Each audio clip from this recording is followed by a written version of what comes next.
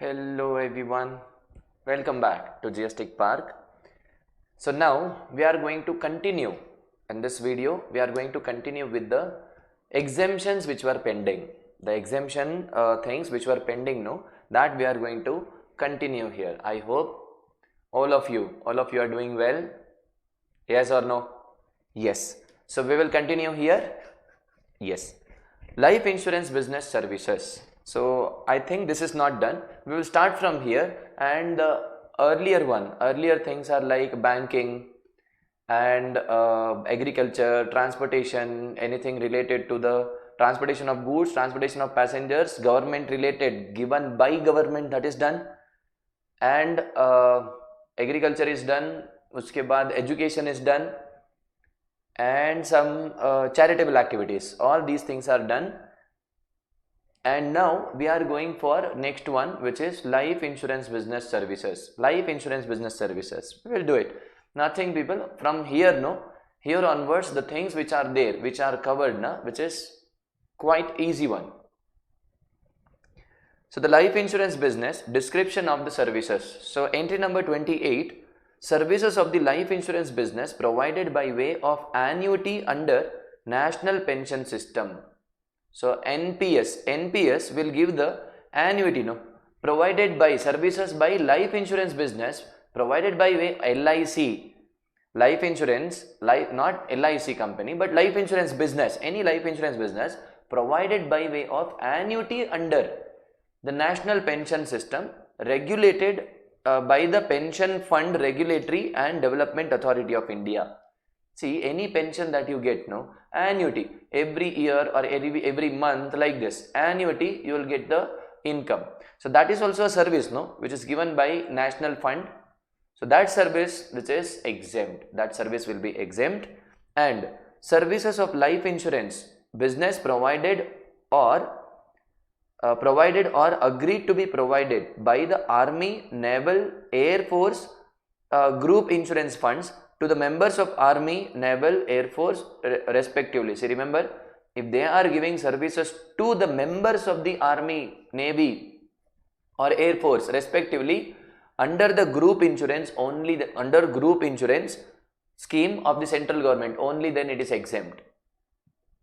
So obviously Army, Naval and Air Force group insurance funds, they are giving group insurance to Army, Navy and Air Force. Will they give it to us? So that is, even though they will charge some amount, it is exempt. 29A, services of life insurance provided or agreed to be provided by the Naval Group Insurance Fund to the personnel of the coastal guards. So they are also important. No, coastal guards and the forest. Coastal guards, not required it is forest, but coastal guards are also there. For them, any insurance is given, that is also exempt. So remember, one thing that we discussed about National Pension System, NPS, NPS, Army guys from Army, and coastal guards. For them also there is exemption. Services of life insurance provided or agreed to be provided by Central Armed Police. So under Ministry of Home Affairs, group insurance, see, even to the police, Central Armed Police, under that scheme, if they are giving any services of life insurance to these guys, that is also exempt. So remember, NPS, Army, Coastal Guards and Police, all these things are exempt. Services of life insurance business provided under the following schemes. So which are the following scheme? Janashri Bima Yojana, Aam Aadmi Bima Yojana and Varishta Pension Bima Yojana, Pradhan Mantri Jeevan Jyoti Bima Yojana, Pradhan Mantri Jan Dhan Yojana, Pradhan Mantri Vayavandan Yojana, So these are some of the life insurance schemes which are exempt. Same way, life micro insurance product as approved by the Insurance Regulatory and Development Authority, having maximum amount of cover up to 2 lakhs. Micro insurance product. So what is this micro insurance, sir? Means any term insurance contract with or without return of the premium, any endowment insurance contract or health insurance contract with or without the accident benefit rider either on individual or group basis as per the terms related to schedule 2 appended to the regulation. So that means some micro insurance product up to 2 lakhs. So why it came life micro insurance up to 2 lakhs? You will get only 2 lakhs. It can be with or without accident benefit, or with or without any with or without any return of the premium. They might say that, see, for 10 years you have to pay 10,000 per annum. So that means you are paying 1 lakh. We will give you 2 lakh worth ka life insurance or health insurance, like this. We will give you that 2 lakh. At the end of 10th year, if nothing happens to you, whatever you paid, no, that we will pay you back. Whatever you have paid, that premium we will pay back. That is return of premium. Return of premium, not return on premium. No, return of premium. Whatever the premium which you have paid, no, that will get returned to you. So without return, or with or without accident benefit rider. So these will be, they might be. So if something happens to accident, because of accident, suicide is not given here. Okay. So this is, if when you see some Bima Yojana and Janashri Bima Yojana, Jeevan Jyoti Bima Yojana, Jandhan Yojana, Vayavandhan Yojana. So if you see that, make it exempt. Chalega. Huh? So next one, services provided by specified body. So in income tax you have studied this, employee state insurance, employees provident fund. If they are giving services, see, 2 persons governed under employees and 2 persons governed under employees provident fund. See, whenever you are paying, no, there is some charges. EPF ke liye bhi charges hai. So that you have seen in income tax.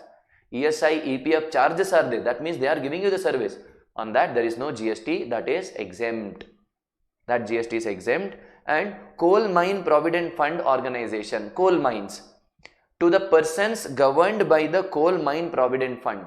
That means some are who are working in coal mines, no, for them some provident fund is there. And services of National Pension Scheme, NPS. Services of National Pension Scheme. Sir, what is the difference between these two? This is life insurance by National Pension Scheme, but this is not life insurance, any general services given by NPS. So NPS, EPF, PPF, ESI and coal mines, you can remember this now. These services given by them is exempt. So the services given by them is exempt. Next one, general insurance business services.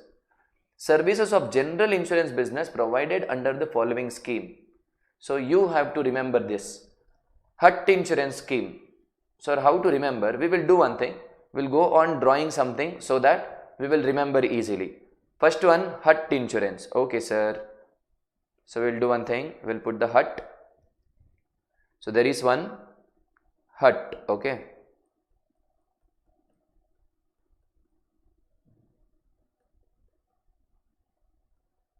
Good. There is one HUT here. HUT insurance. Fine, sir. Next, sir. Cattle insurance. Okay. There should be one cattle now.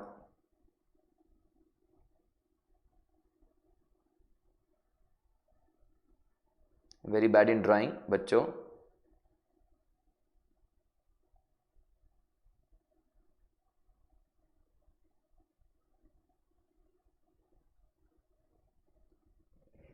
Okay. Cattle insurance. Next, sir. Insurance of tribals. Okay. There are some tribals here. There are some tribals here. Hambalaki jumba, jumbalakadi hamba. Hamba, jumba, ho ho ho, hop ho. So not that kind of tribals. I'm so sorry. Tribal people, tribal insurance, tribal people. See, these are tribals. Okay. Next one. Accident policy. Now this cattle, no, this cattle was going somewhere and there is one person who is coming by bike. Okay, there is one bike with him, Royal Enfield. करके आ रहा है वो, आ रहा है sir.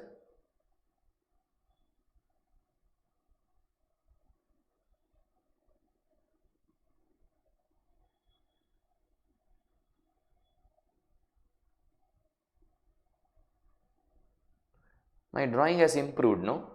My students know this. Huh? My drawing has improved. It's come nice, no? This cattle. Okay.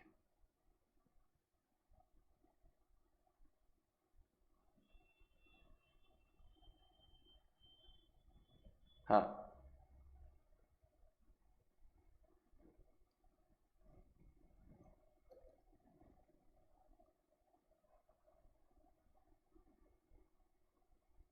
Shaktiman.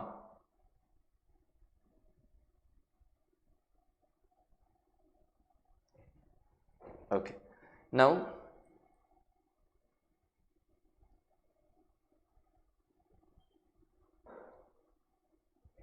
suddenly that cattle came in between. Accident. Accident हो गया sir. What to do, sir? Huh. Accidental policy. Group personal accident policy for self-employed women. So there are some self-employed women here. There is one woman who is working here.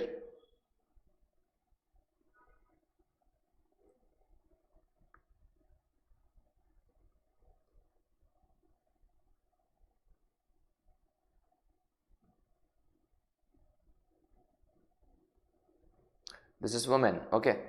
So the self-employed woman. So this woman is working here. This is woman. So look at her hairs.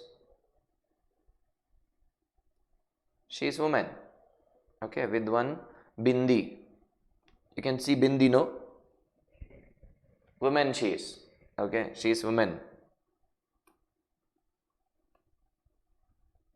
Huh.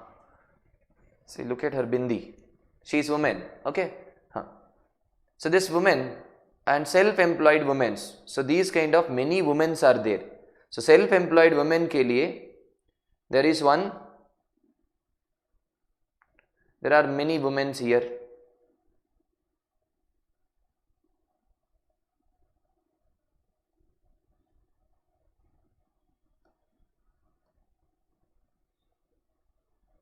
Huh.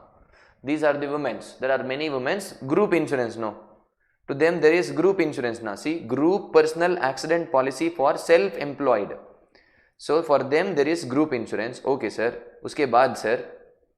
Now agricultural pump set and failed well insurance. So you can see that here there is one guy. So these guys, what they are doing, sir? They have one big kheti. They have a big kheti. What they are doing in that kheti? Fasal, sir. What is this? This is their field. In this field, what they are doing, sir? They are working. In this field, they are working. And in this field, no, there is one pump set. So, well, actually now we will take it as bore well. Okay. For the time being, we will take it as bore well. And there is one. पानी आ रहा है, sir? हाँ, आ रहा है. Look at this. So, पानी आ रहा है? नहीं. No, pani is not coming. So see that it is not coming. Pani is not coming. Pani nahi aa raha hai. For that purpose, what they will do now? Failed well, or fail pump set. Failed pump set that they will do. For that there is one insurance. Uske baad premium collected on export credit insurance. Wait, we will come to that. Restructured weather-based crop insurance. Correct? No. Weather-based crop insurance has to be taken, or this can be Fasal Bima Yojana, Pradhan Mantri Fasal Bima Yojana, and pilot scheme on seed crop insurance. Cattle insurance is already done, no? And universal health insurance. Wait, coconut palm, we will finish that. So this is done. Export is not done. Crop insurance, Fasal Bima Yojana, seed crop insurance. So for this you will take one insurance. Okay. For this you lock it. Locking means taking insurance. Okay. So you lock it. So you have taken one insurance here.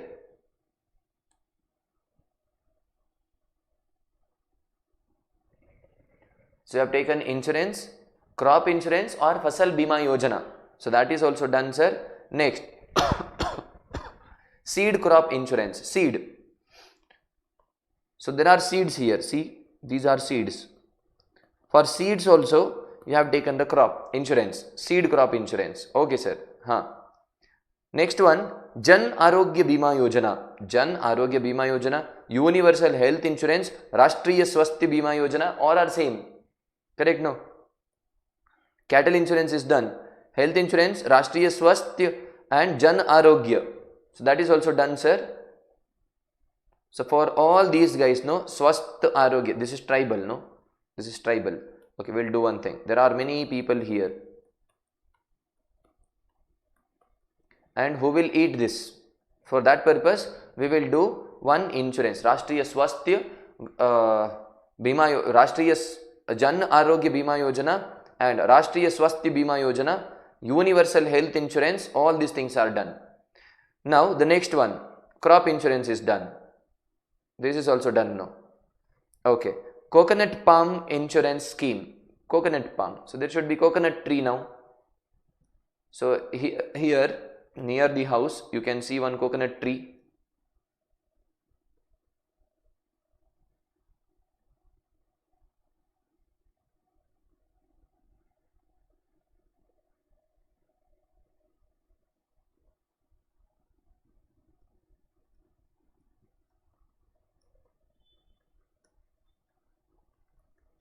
This is coconut tree. Palm, coconut palm. So for that you have taken one insurance. Okay, Pradhan Mantri Suraksha Bima Yojana.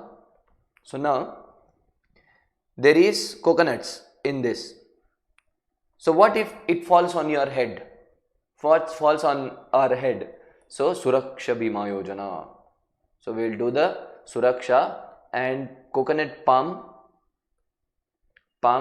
accident policy, accident, and this is cattle insurance, this is hut insurance, this is tribal insurance, this is group accident policy for self-employed women,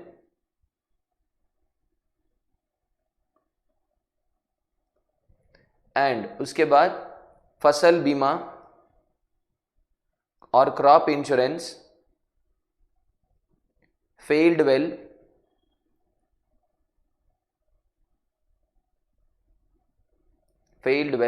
seed insurance, Rashtriya Swasthya or universal general insurance, health insurance, all this. Many things are covered, no? Nirmaya Health Insurance Scheme, Nirmaya and Bangla Shasya Bima Yojana. Shasya means what? Sasya, nothing but fasal, crop insurance. Okay, Nirmaya Health Pradhan Mantri Suraksha Bima Yojana.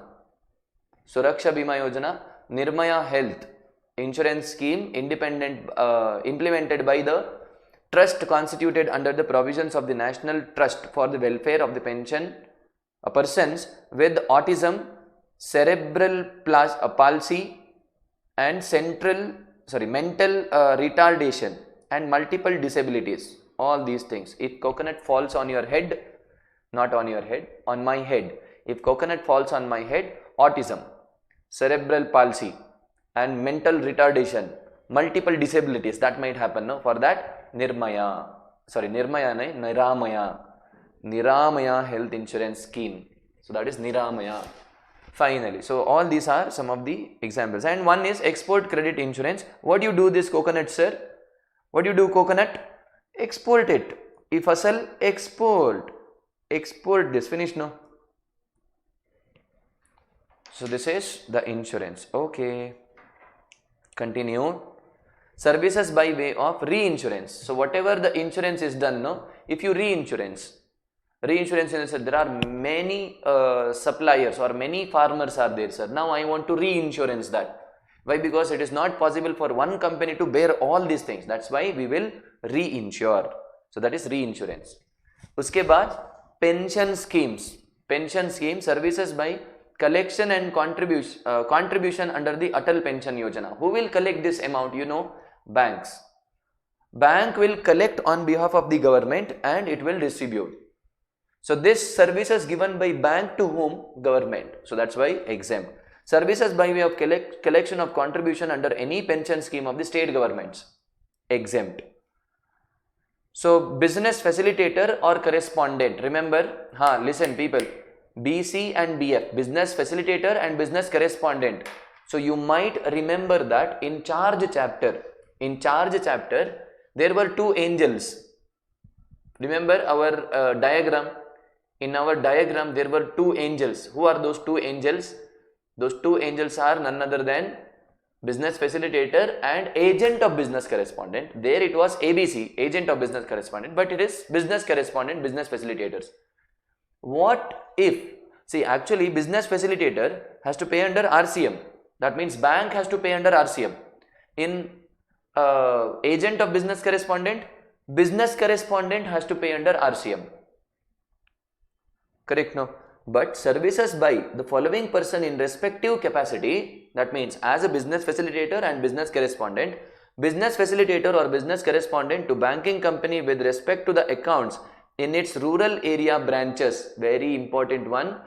They have some rural area branch. Business facilitator is helping in doing accounts. Exempt. Any person as an intermediary to the business facilitator or a business correspondent with respect to service mentioned in entry A. So intermediary of entry A, someone is helping. Exempt. Business facilitator or business correspondent to insurance company in rural area. People, everywhere you have to see that the word rural area. Insurance company in a rural area. Business facilitator or a business correspondent to a insurance company in rural area, exempt. I hope you understood this.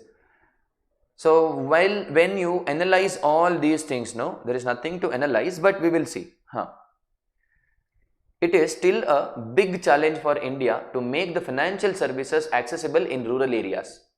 A very big challenge. Why? Because less infrastructure and less educational importance for education. In many rural area, either there are no banks or number of banks is insufficient. In order to counter this problem and ensure greater financial inclusions, Reserve Bank of India introduced business correspondents and business facilitators model. You remember this? We have discussed about this in the class about this business facilitator and business correspondent. Very important one, easy one also. By giving some guidelines in 2006, allowing the banks to employ two category of intermediaries known as business facilitator and business correspondent. So this BC and BFs, business facilitator and business correspondent, help villagers to open bank account and provide other banking services to them. So rural mein, you open the bank account and we will provide the bank services. Don't worry, we have the ID card. We have all the authorization from the bank, at the same time from the RBI also. They act as an intermediary between the bank and its customers. Banks in turn pay the commission fees to the business correspondents and business facilitators. According to the RBI guidelines, while the business correspondents are permitted to carry out the transaction on behalf of the bank as agents, the business facilitators can refer clients, pursue the client's proposal and facilitate the bank to carry out its transaction, but cannot transact on behalf of the bank. So what they do? They cannot see on behalf of means, sir, I am paying you them money. I am paying business facilitator money. Business facilitator is doing on behalf of the bank. No, sir.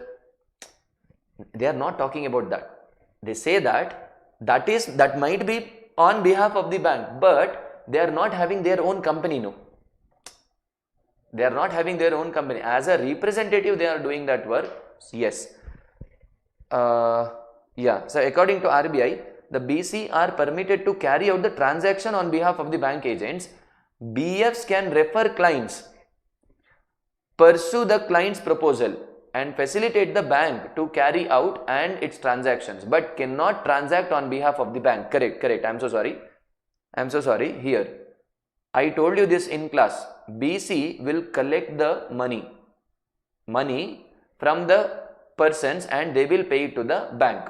But BF, business facilitator, they cannot collect money. They cannot collect money. That means they cannot start the business of collecting the money. No, business facilitator just will give the ideas about the banking. They cannot collect money. They can link between the rural area people with the bank, but they cannot collect money. They can say that please open a bank account. To open the bank account, you have to go to the bank. They will take them to the bank and open the bank account and they will make them pay there. But they cannot collect, business facilitator. But business correspondents will collect the money. So business facilitators, for extra knowledge about business facilitators, you have to read these points. Okay. See, services including identification of the borrowers, fitment of the activities, collection and preliminary processing of the loan applications, not money, applications, processing and submission of the application to the bank, follow-up of the recovery, etc. BC, in addition to these activities, also undertake dispersal of the small value credit. They give the credit. Recovery of the principal. Collection of the interest. They will collect the money. Transactions they will do. This is BF and BC. Extra, please do read it. Similarly, insurance company engage BCs and BFs to provide the insurance services in remote areas. Entry number 39. Exempt the services provided by BF, BC to banking company with respect to, with respect to accounts in its rural area. But in urban area, no, it is RCM, rural area branch, and services provided by any person as an intermediary to BF and BC with respect to the said services are also exempt from GST. Correct? So many of the students had this doubt. They saw some questions, sir, in BF and BC you told that RCM, no sir, but it is given exempt here. Remember, in respect of the accounts in its rural area, it is exempt. Further, services provided by BF, BC to an insurance company in the rural area are also exempt. So it is important to note that for the purpose of availing the exemption from GST under this entry, services provided by BF, BC to the banking company in their respective individual capacity should be with respect to the accounts in the branch located in rural area. Only then it is exempt. Wherever the services provided by BF, BC to the banking company and services provided by intermediary BF, BC do not fall within the scope of this entry, GST is payable on such services. However, banking company is the person liable to pay the GST under reverse charge in respect of the commission fees charged for the taxable services provided by BF, only for BF. Similarly, GST on taxable services provided by agent of BC to BC is payable under reverse charge by BC. We have discussed this in charge chapter. Remember which entry it is? Entry number 678, 9, 9A, 10, 11, 12 and 13. 12 and 13, entry number 12 and 13. If you want, go and check. 12 and 13 is BF and agent of BC. Further, see how to remember all these things, you know. If you know that diagram, if you remember that diagram, easily you can do this. Further, as seen above, as per the RBI's guideline, banks may pay reasonable commission fee or to the BC. The agreement of banks with the BC specifically prohibits them from directly charging any fee to the customer for services rendered by them on behalf of the bank. On other hand, banks and not BCs are permitted to collect reasonable service charges from the customers for such services in transparent manner. See, BC, they can charge the commission and the bank can collect the commission from the customer itself. The arrangements of the bank with the BCs specify the requirement that the transactions are accounted for and reflected in the bank's book by the end of the day or next working day. So every day they have to reflect that, and all the agreements contract with the customer shall clearly specify that the bank is responsible to the customer for acts of the omission and commission of the BF and BC. See, now BC has collected the money, but he did not pay it to the bank. Who is responsible for this? BC or bank? Bank is responsible. Now I paid money to BC. BC did not pay it to bank. Elope, escape. But I have the receipt from the bank, no? What I can do? I can show it to the bank. See, look at the receipt which is given by your BC. I want that my money. I want my money, you can ask. Hence, banking company is the service provider to ultimate customer in BF and BC model. The banking company is liable to pay GST on the entire value of service charge or fee charged to the customer, whether or not received via BF or BC. So, other relevant definitions under this entry are as follows. What is insurance company? What is intermediary? What is rural area? What is exemption notification for BF and BC? That is your work. Please do read that. Okay. So, about this BF and BC, very important point is that any rural accounting, rural branches ka accounting done by BF and BC, exempt. Exempt. You might have studied that, sir, BF and BC, RCM, FCM, sir. But here they told that it is exempt. If it is exempt given by them, please do consider it as exempt. It is exempt. Exempt. Next one, services provided to government. Services, see, earlier we discussed about services by government. Services by government, that we have discussed. Now, services provided to government. Services provided to government here. So, services provided to government, pure services provided to government. So, pure services means only, what is the meaning of pure services? Pure services means only services without goods. So, pure services excluding works contract. Why we have to exclude works contract? Because goods is involved. Excluding works contract or composite supply involving supply of the goods provided to the central government, state government, union territory, local authority by way of any activity in relation to 243G, 243W, that is exempt. Pure services it should be. It should not include the it should not include anything from goods. Goods should not be included. See, in composite supply there can be one goods and one services. Correct? No. For example, I'll sell you goods and I'll say that you can pay me after 10 days, but with the interest. You have to pay me interest. The 10 days ka is service, no? That is composite supply, goods and services. This is composite supply. So, in composite supply, which includes service and service, fine. Goods and services, then exclude. Excluding that. Why, sir, it is excluded? Because it is given here. Composite supply is given here for that purpose. 243G, 243W. Any pure services given to government, to government. Composite supply of the goods and or services to government. Remember here, composite supply can be given. It is exempt provided the value of supply may less than or equal to 25% can be goods. If it is more than 25%, exemption is gone, taxable. It will be taxable. Again, sir, composites first may, in entry number 3, they told that government, if you are giving any services to the government, that is pure services excluding composite supply and works contract. Excluding composite supply and works contract, that will be exempt. But later they told that, see, in entry number 3, indirectly they told that composite supply and works contract is taxable. But later they told that in case of composite supply of the goods and services to the government, composite supply of goods as well as service to the government, then you can have the goods to the extent of 25%. More than that, that is also composite supply, but not exempt, it is taxable.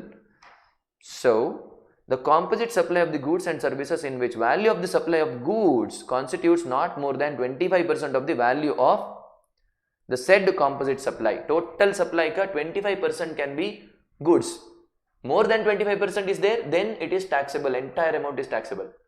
Provided to the central government, state government in relation to 243G and 243W, same point. Services provided by fair price shops. Now you can see this fair price shops here. Now usually what happens, now I'll tell you, the government will say that, government says that 10 kg akki beka, 10 kilo, I'm so sorry, huh? This is being uploaded in YouTube, yaar. Huh? I'm so sorry, huh? Okay, why I have to be sorry? Why I should be sorry? I'm not naming any politicians, no. 10 kg akki beka, 10 kg akki beko bedwa. Huh. The government says that 10 kg akki beka bedwa. Okay. Beku sir. So now then you have to vote some party. You have to vote some party. It is given free, sir. It is given free. Now you don't know what is the effect of that free. We don't know what is the effect of that free, but still it is free, sir. Okay, it is free. Now the government has to give this to the public. No, they have given the guarantee. Government has to give this to the public. Can they start small hut or some establishments in every village? No, not possible. What they do, they will take one general store. They will select one general store which is there in the heart of this village, heart of the village. They will see some general store. That general store may, they will ask the owner of the general store, will you be able to help us? Now general store owner say that, okay, what is the help? We have already said that the government already gave some guarantee to the people that, 10 kilo rice will be given. No matter, okay, BPL card, to the BPL card we will give 10 kilo rice to the BPL card holders. I already told you, see, in Karnataka the total population is 7 crores. Karnataka mein total population somewhere 7 crores and BPL card is somewhere 1.5 crores. So with the resources that I have, with the resources that I got, okay, in some news channels I came to know about this, 1.5 crore total of somewhere 1.5 crore BPL cards are there. On an average, if it is 4 members per BPL card, if you multiply, so then that will become 6 crores. Then, and one more point is that Karnataka is the third highest payer of income tax. Karnataka is the third highest payer of income tax. Arey, how is it possible? 6 crore are below poverty line. 6 crore people are below poverty line and there is 1 crore people who are paying tax. And to tell you the truth, I am not paying income tax. I might be paying GST. I am not paying income tax because I am taking 44AD, 44ADA. I am taking 44ADA. So in that case, I am not paying tax now. So that means 1 crore people are paying that highest in India, third highest is Karnataka, direct tax payment mein. So do you think highest is paid by that 1 crore people? Not 1 crore people, I'm so sorry, not 1 crore people, it is 99,999. Why? Because I am in APL. I am not paying tax now. My turnover is less than so and so. Anyways, so the government says that we need some fair price shop. So can you keep the goods in your fair price shop so that we can give it to the BPL holders? So why I told about the story of BPL, it is very simple that you see the power of the government. I am not talking about any one government here. Any government it is, BJP, Congress, JDS or any government, they couldn't eliminate the BPL, no, which is actually fake BPLs are there, no, that they couldn't eliminate, no. Why was that required? You could have done that, but for vote bank purpose, none of the governments do it.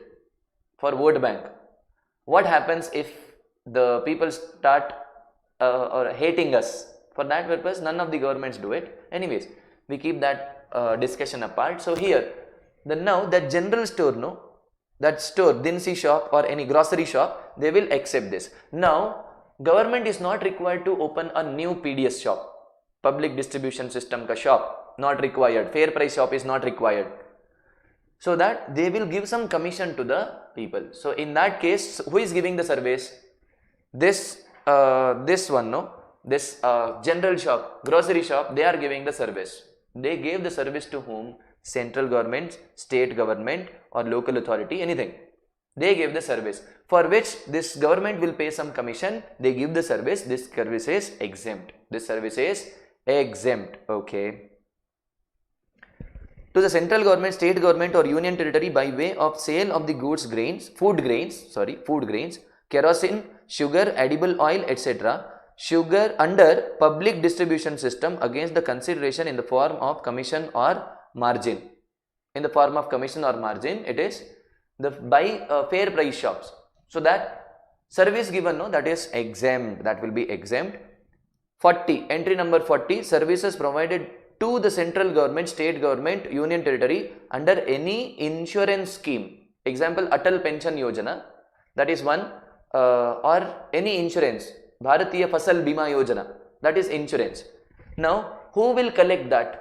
Instead of having one, the office in each and every places, the government gave this to Union Bank, Canara Bank, State Bank. If you want to pay, you can go to nearest bank, pay that. Now, who is giving service here? Canara Bank, State Bank, Union Bank. They are giving service to whom? Central government, state government or union the local authority, union territory administration. They are getting services from whom? They are getting services from the banks. So finally, bank has paid, given the services. For bank, government will pay some commission. So that services is also exempt, for which 75% or more of the total expenditure is borne by the central government, state government, union territory, etc. It is clarified that the free coaching services provided by coaching institutions and NGOs under the central scheme, central scheme of scholarships for the students with disabilities, where 75% or more of the expenditure is borne by the government to the coaching institutions. Now, if there is any coaching institution, they are giving the service to the disabled students with disabilities, then 75% or more of the expenditure, if it is borne by them, then it is exempt. So that will be exempt. That service is also exempt. By way of grant, aid or aid is covered under this entry and hence exempt from GST. So if you see the analysis now, see analysis.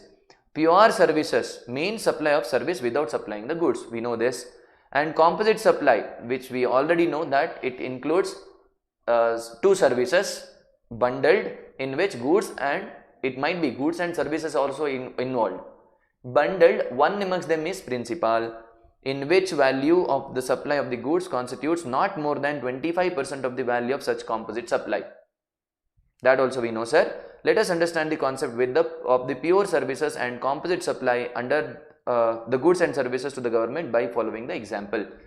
First example, supply of manpower for cleanliness of roads, public places, architect services, consulting, engineering services, advisory services and like services provided by the business entities not involving any supply of the goods would be treated as supply of pure services.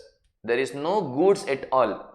So then it will be considered as pure services, which is supply of manpower for cleanliness of the road. So they go on cleaning that. Goods is not involved, sir. This is pure services.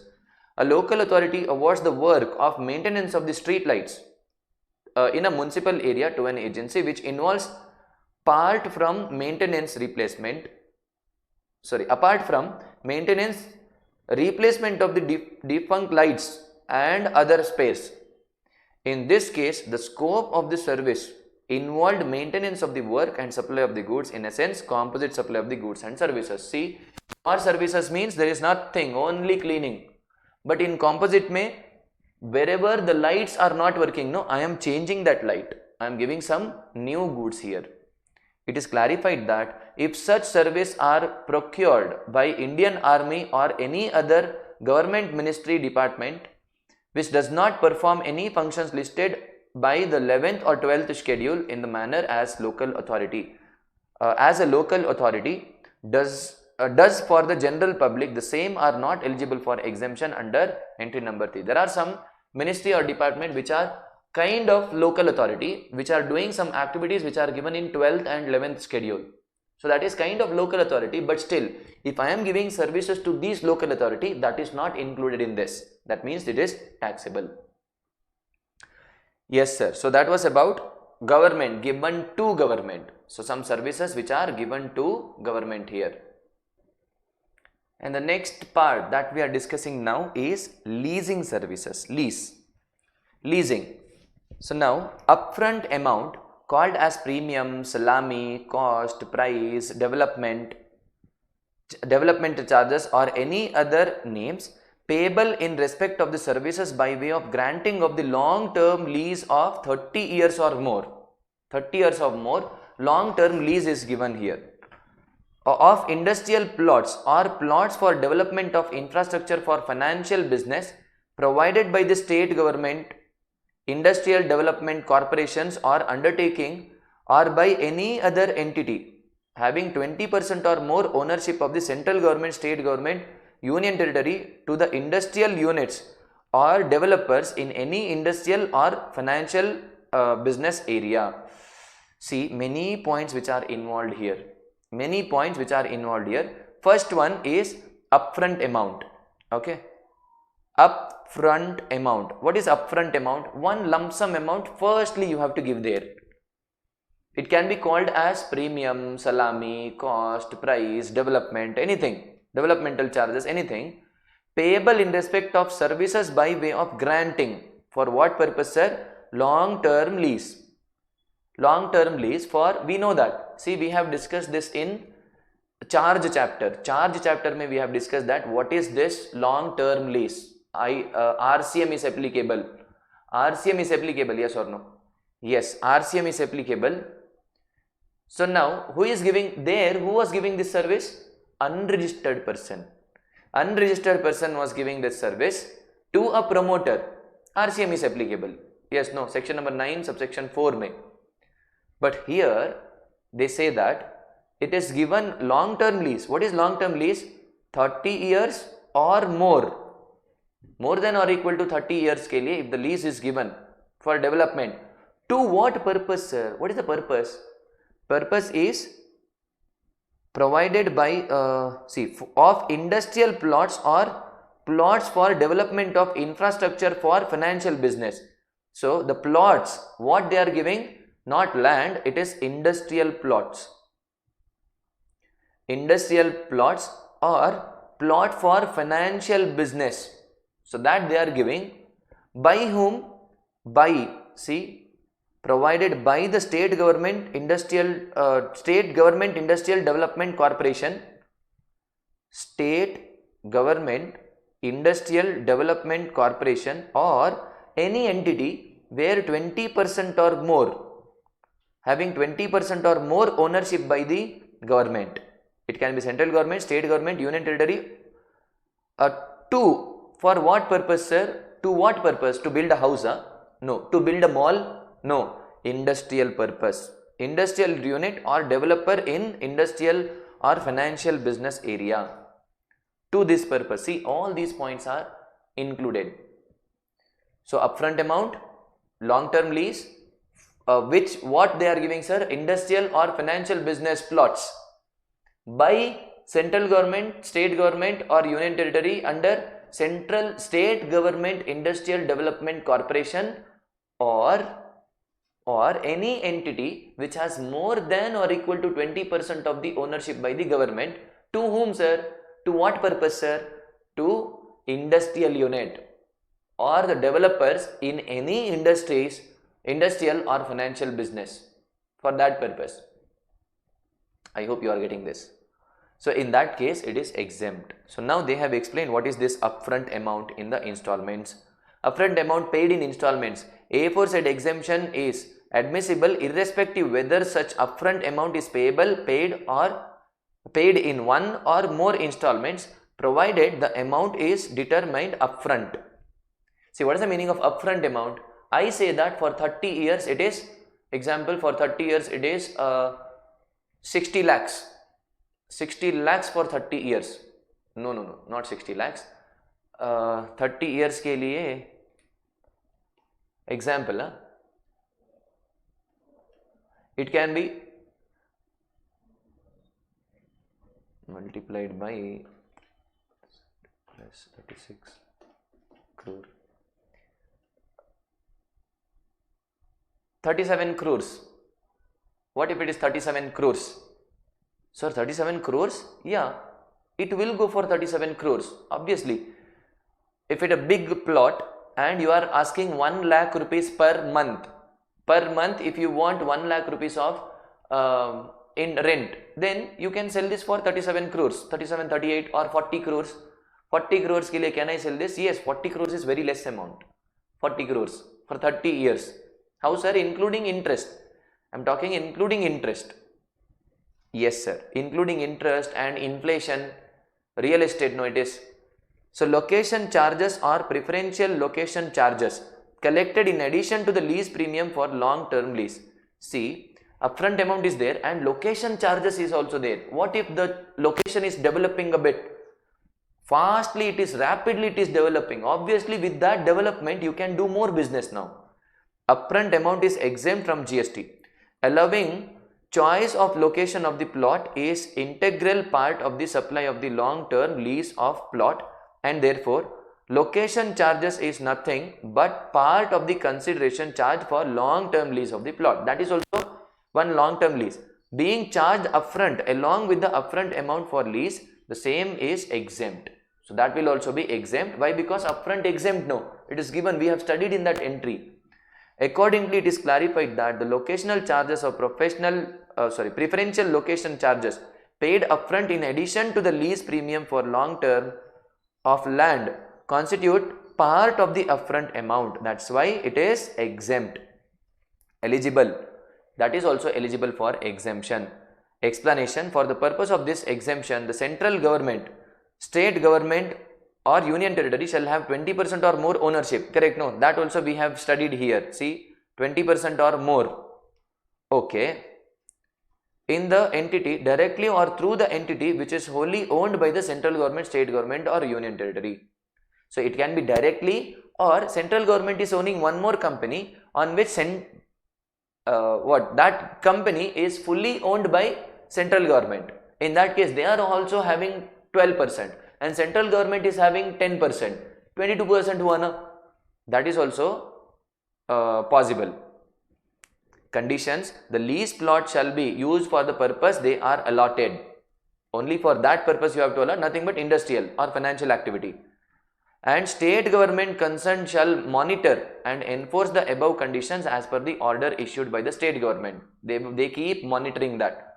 In case of any violation or subsequent change of the land use due to any reason whatsoever, the original lessee as well as the subsequent lessee, buyer, owner shall be jointly and severally liable to pay such amount of central tax as would have been payable on the upfront amount charged for the long-term lease of the plots, but for exemption contained herein along with the applicable interest and penalty. That means, see, now you are given with exemption. Exemption from what? Exemption from paying GST, CGST. Now, the day when you go out from that activity, you start using it for some other purpose, you have to pay the GST on that. Whatever exempt, no, that you have to pay with interest and penalty.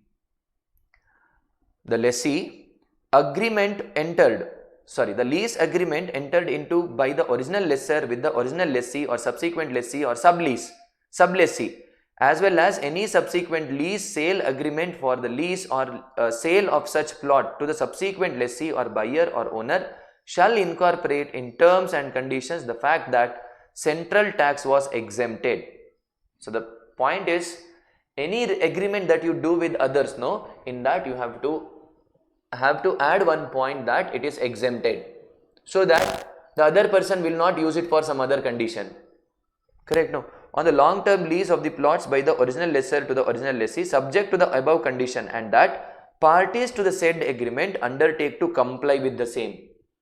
So this point says that you have to show in your agreement that it is exempted. You have to show in the agreement that it is exempted. What if I show that it is not exempted? Then what if the other person use it for some other purpose? Then that person is under liability. And even I am also under liability. Why? Because he is using for some other purposes. Whatever I got, no, that exemption I got, no, that I have to start paying now. because that person is using for some other purpose. So that was about the lease agreement. So we discussed about leasing, leasing activity, leasing services. So that was also exempt. Remember, upfront amount, LTL, long-term lease for 30 years or more by the government, or any entity which is having more than 20% of the control by the central government or state government or local authority, as the case may be, and given for industrial unit, industrial purpose or financial purpose by is also done, no? So all these 4 conditions should be satisfied. If you satisfy all these conditions, then easy one. Yes sir, upfront amount के बारे में, and PLC, remember about PLC, preferential location charges. PLC, preferential location charges, is nothing but upfront amount, that is also exempt. You don't know from where what question will come in the exam. For that purpose, give importance for everything. See, whenever you are free, no, you can go on reading all these things. Some things you mark it as pending. Whatever you have not read, no, you mark in your book as pending. The material which I provide, if you get that material, if you have that material which I provide, no, in that I did cut all these things, not required, I did cut all these things. And what you can do, whenever you are free, you can mark it as important one. Take some 10 minutes, 15 minutes, read that every day. If you read it for every day, here onwards, how many days are there for examination? This is 10th of February, March, April. You have 2 months, no? 2 months. If 2 months means 30 multiplied by 2. Don't you get 15 minutes a day free time? Multiplied by 15, 900 minutes. You got 900 minutes divided by 60, 15 hours. You got 15 hours to study these things. 15 minutes a day. Can you keep 15 minutes a day for GST? Obviously, compared to DT, direct tax, GST is easy. Agree this? You agree this, no? Compared to DT, GST is easy. When you are doing GST, you have to give yourself to GST. Completely GST. When you are doing DT, don't think about GST. I say that DT is also important one. DT is a direct tax is also important one. So that DT, IDT, both has to get the equal importance. But compared to DT, IDT is easy. If I was in your place, I would have given more importance for IDT. Compared to DT, IDT is easy. So if I was in your place, I would have given more importance to IDT, indirect tax. And that doesn't mean that don't give importance to direct tax. Direct tax is one amongst my favorite subject. I say that direct tax. Right now, I don't keep studying direct tax. That's why the provisions which were there in my head are little, so that has slipped from my brain. But IDT ke liye, I keep talking to the students, I keep discussing the concepts with the students, so that the provisions which are there in IDT, which is applicable for your examination, so that is there in my brain now, which is not applicable for your examination, that I am acquiring. So how much ever possible, I keep thinking about this, the notifications, whenever we get the notification, and thank GST, thank ICAI that they are amending. So they keep amending the provisions so that will be added in your syllabus also, so that even I study that. In future, I can apply this in my office also. I am applying that in my office. Yes. Yes, sir. So this is done. Now the next point is legal services. But we have discussed about legal services. Let this be a revision as well. Okay. Legal services in RCM we have discussed. In exemption also we have discussed once. Let this be the revision also. Listen. Legal services. Entry number 45. Services provided by an arbitral tribunal to any person other than the business entity. A business entity with an aggregate turnover up to such amount in the preceding financial year as makes it eligible for exemption from registration under CGST Act 2017. The central government, state government, union territory, local authority, governmental authority or government entity. In all these cases, correct? No? See, I'll tell you. Arbitral tribunal. First we will discuss about, first we will discuss about partnership firm advocates or individual advocate other than a senior advocate.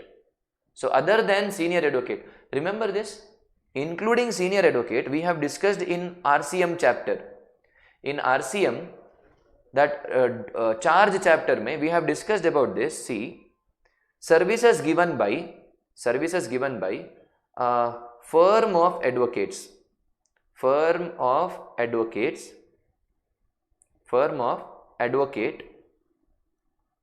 individual advocate,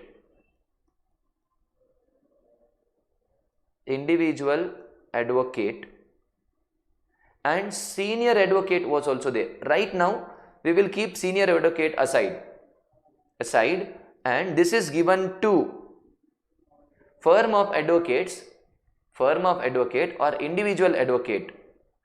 So services by firm of advocates or individual advocate to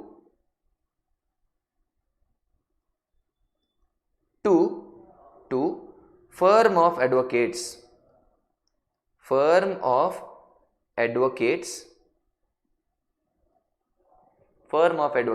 it is exempt to individual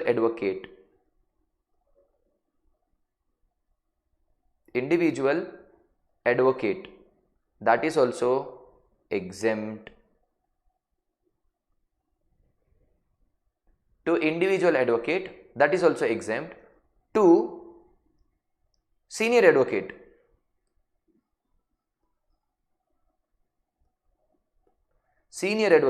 that is also exempt, yeah. Correct? No? Listen here. See, any person other than business entity, arbitral tribunal, no, it is. First we will do this.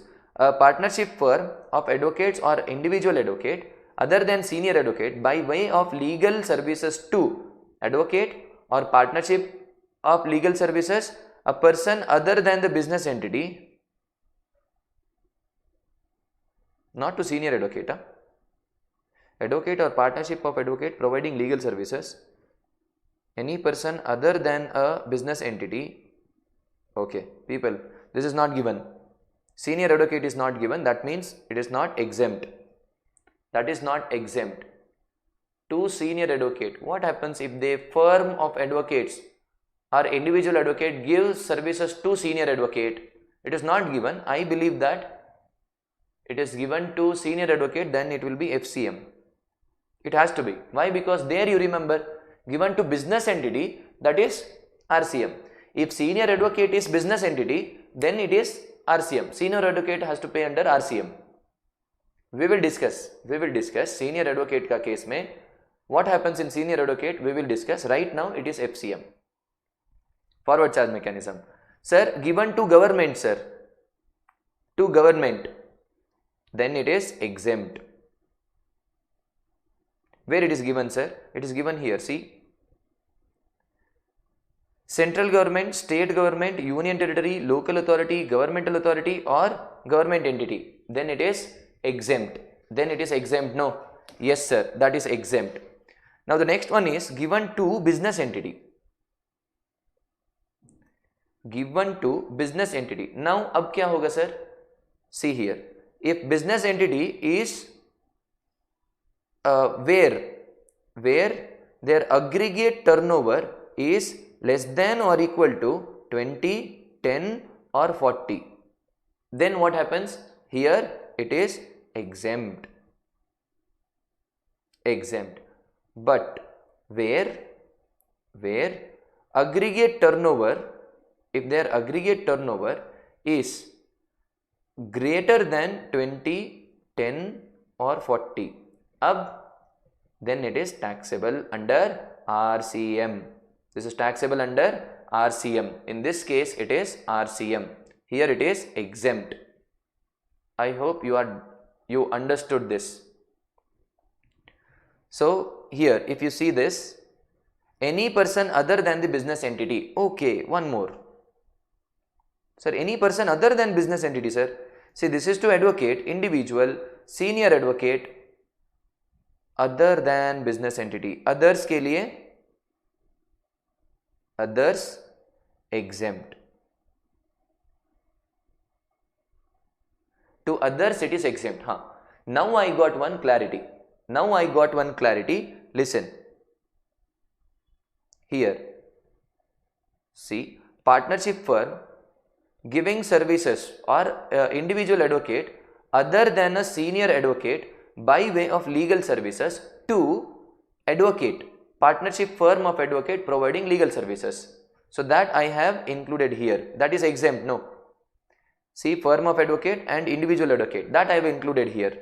Okay. Next, sir, any person other than business entity. Wait, I'll come to this point. A business entity with an aggregate turnover up to so and so, then it is exempt. Correct? No? Up to so and so means here business entity where aggregate turnover is 20 less than or equal to 20, 10 or 40, then exempt. This is also covered, sir. This is covered. This one. I covered all these 3 points. Central government, state government, union territory, local authority, government authority, all these things. That means government. I covered this also. When this is exempt, this is RCM. Where we have covered this? This is under charge chapter. This is also covered, sir. I know this also. Well and good. Superb. Correct, no? Now, one more point. Here. This is done. This one. Any person other than business entity. Then, now see. These 2 points. This guy is other than business entity. If this guy is other than business entity, then exempt. If this guy is business entity, then you have to follow this rule. So, senior advocate, if it is other than business entity, exempt. If senior advocate is business entity, then this one. Yes or no? Because senior advocate is not government, senior advocate is not individual advocate, senior advocate is not firm of advocates. We are sure about this. Senior advocate can have his own firm, not partnership firm, his own firm, sole proprietor. In that case, it is business entity. If it is business entity, then this rule is applicable. If it is not business entity, then this rule is applicable. As simple as that. So, I will rub this.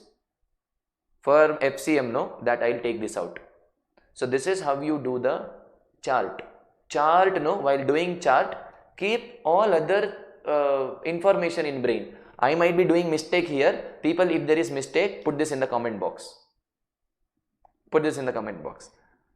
Okay. Yes, sir. This is done.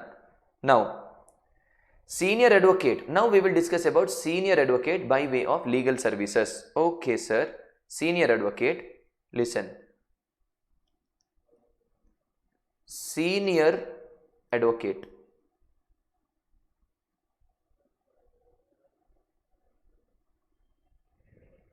Senior advocate. Sir, in case of senior advocate, क्या होगा sir? In case of senior advocate,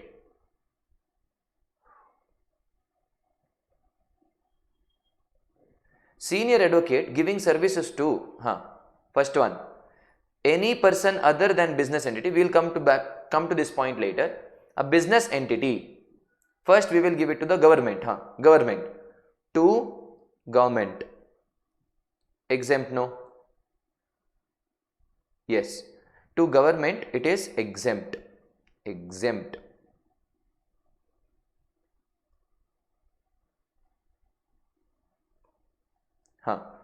Business to government, it is exempt. Business entity, again the same thing. Business entity mein, sir, if it is given to business entity, then 2 types of business entity. One type of business entity where the turnover, if their turnover is greater than or equal to 20, 10, sorry, not greater than or equal to 20, 10 or 40, then RCM. If their turnover is less than or equal to 20, 10 or 40, then it is exempt. To others, any other person, it is exempt.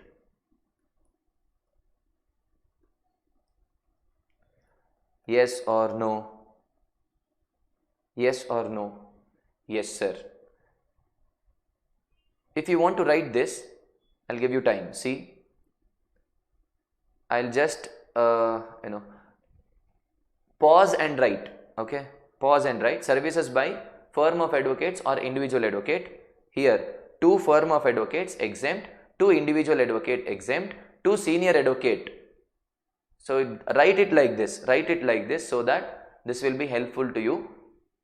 And government exempt, business entity where aggregate turnover is less than or equal to 20, 10 or 40, where aggregate turnover is more than 20, 10 or 40, don't write more than or equal to, and others exempt it is. So this is about the exemptions. Mein one, this is for given by services by firm of advocates or individual advocate. Now given by senior advocate, pause and write this. To government exempt, to business entity more than 20, 10, 40 RCM, less than or equal to 20, 10, 40 exempt, and others it is exempt. Same is applicable in case of arbitral tribunal.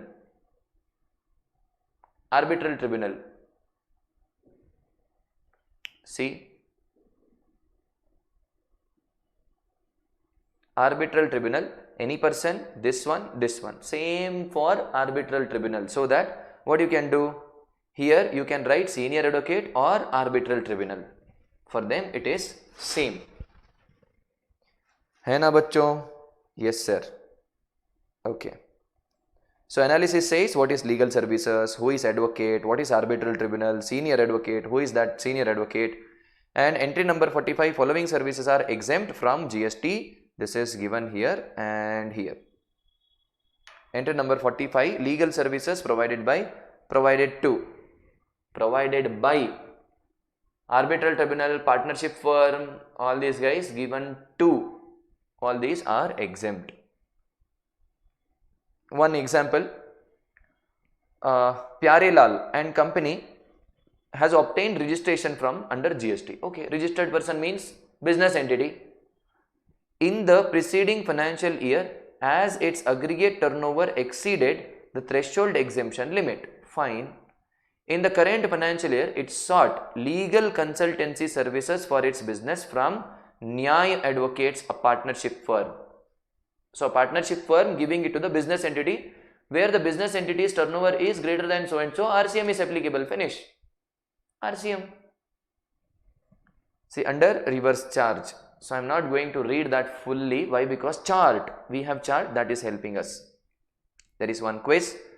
Next one is sponsorship of sport events. Sponsorship of sport events. This services. Okay, what is exempt, sir? Entry number 53. Services by way of sponsorship of sporting events organized.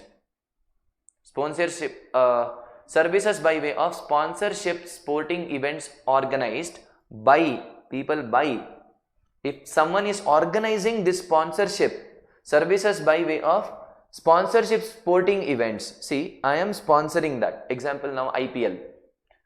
IPL is organized by someone. I am giving sponsorship. So that in boundary line no, C. Nagendra Bhakta and Co. I can see that. That means that boundary line I have sponsored it. So that is sponsorship services. Who is giving service? Sponsorship services by way of sponsorship sporting event organized by. Who is giving service now? IPL is giving service to me. That's why I am paying. I am paying the amount because sponsorship services is given by them. So by a national sports federation or affiliated federations where the participating teams or individual represents any district, state, zone or country. So in that case, if I am sponsoring, no, on that there is no GST. Whatever I am paying, no, on that there is no GST. By association of Indian University, Inter-University Sports Board, School Games Federation of India, All India Sports Council, for the Deaf Paralympic Committee, of India, Special Olympic Bharat, in all these cases, Special Olympics Bharat, in all these cases, if I am sponsoring, no, on that there is no GST. What if GST Park Academy is sponsoring, organizing one event, sports, and all my GST students, no, they are going there. In that case, sir, that is taxable. Why? Because it doesn't fall any of this, under any of this. By the Central Civil Service Cultural and Sports Board, there also it is exempt. Part of National Games by Indian Olympic Association under Panchayat Yuvak Krida or Khel Abhiyan scheme. So if you see all these things, no, that is exempt. Okay, this will be exempt. Next one, skill development services. Any services provided by, bachcho, I told you, you have to keep one eye, concentration on any services, by, the word by and to. The National Skill Development Corporation set up by the Government of India, the Sector Skill Council approved by the National Skill Development Corporation, assessment agency provided by the Sector Skill Council or National Skill Development Corporation, training partner approved by the National Skill Development Corporation. See, can you see that corporation in relation to what should be the supply, sir? National Skill Development Program, vocational skill development courses and other scheme implemented by the National Skills Development Corporation. All these things are exempt. If they are giving any other services, now these guys, no, they are giving coaching or skill development in CA, chartered accountancy, no, not there. So there is no exemption to that. Services of assessing body empaneled centrally by the Directorate General of Training, Ministry of Skill Development and Entrepreneurship by way of assessments under Skill Development Initiative Scheme. So there is some skill, to whether that skill is there or not. For that, some services are given by assessing bodies. They will assess whether these guys have skill or not. And there is some amount, it is paid to that person for assessing. On that case, it is exempt. That services provided by that person, no, that will also be exempt. 71. Services provided by training providers under Deen Dayal Upadhyaya Gramin Kaushalya Yojana. If they are provided training, I am providing training here. So in that case, if I get anything, that is also exempt. Implemented by Ministry of Rural Development, Gramin of Government of India, by way of offering skills or vocational training courses certified by the National Council for Vocational Training. If that is certified by them, then that is also exempt. So these are exemptions for skill development.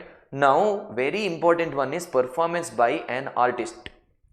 So this is, no, don't miss this. Many a time question has come from this. Please do not miss it. Do not. I said, please do miss it. No, please do not miss it. Performance by an artist. So the artist. Services by an artist by way of performance in folk or classical art forms of music, dance or theatre. So if this is done, theatre, if the consideration charged for such performance is not more than 1,50,000 are exempt from GST. If it is not more than 1,50,000, that means up to 1,50,000 is exempt. Up to 1,50,000 is exempt. Think that I am an artist, I am a singer. Singer is included, no? See, music. I am a singer, I do sing. Okay, I went to one concert and the GST Park Academy, they called me for a concert. Okay, a concert. In that concert, I took the mic. Apne karam ki karadaye, sun raha hai na tu, ro raha hu main. So, a very good song, no? GST class mein, in every GST class, no? GST Park mein, I keep crying. This is exempt, that is exempt, this is supply, this is exemption. I keep crying. सुन रहा है ना तू, क्यों रो रहा हूँ मैं? I am crying because all these questions will appear in the exam. अपने कर्म की करा दाएं. सुन रहा है ना तू, रो रहा हूँ मैं. So here, this music or dance, no, I sing there and Gestic Park is giving me 1,50,000 rupees for singing that. 1,50,000 rupees is paid to me for that music. Or in classroom, physical classroom, I keep dancing also. Here and there, here I keep writing, doing some drawings. I am doing artist, I am an artist. I do drawings also. And theatre, I do drama also. So in that case, if I am getting paid up to 1,50,000, no, up to 1,50,000 rupees, then it is exempt. More than 1,50,000, even 1,50,001, entire amount is liable for GST. So there is GST in folk or classical art forms of people. See, usually we give importance for music, music sir, dance, dance sir, theatre sir. But the music, pop star, rock star, no. It performance in folk and classical art. So we don't give importance for this folk or classical art forms of music or dance. Bharatanatyam, Kathakali,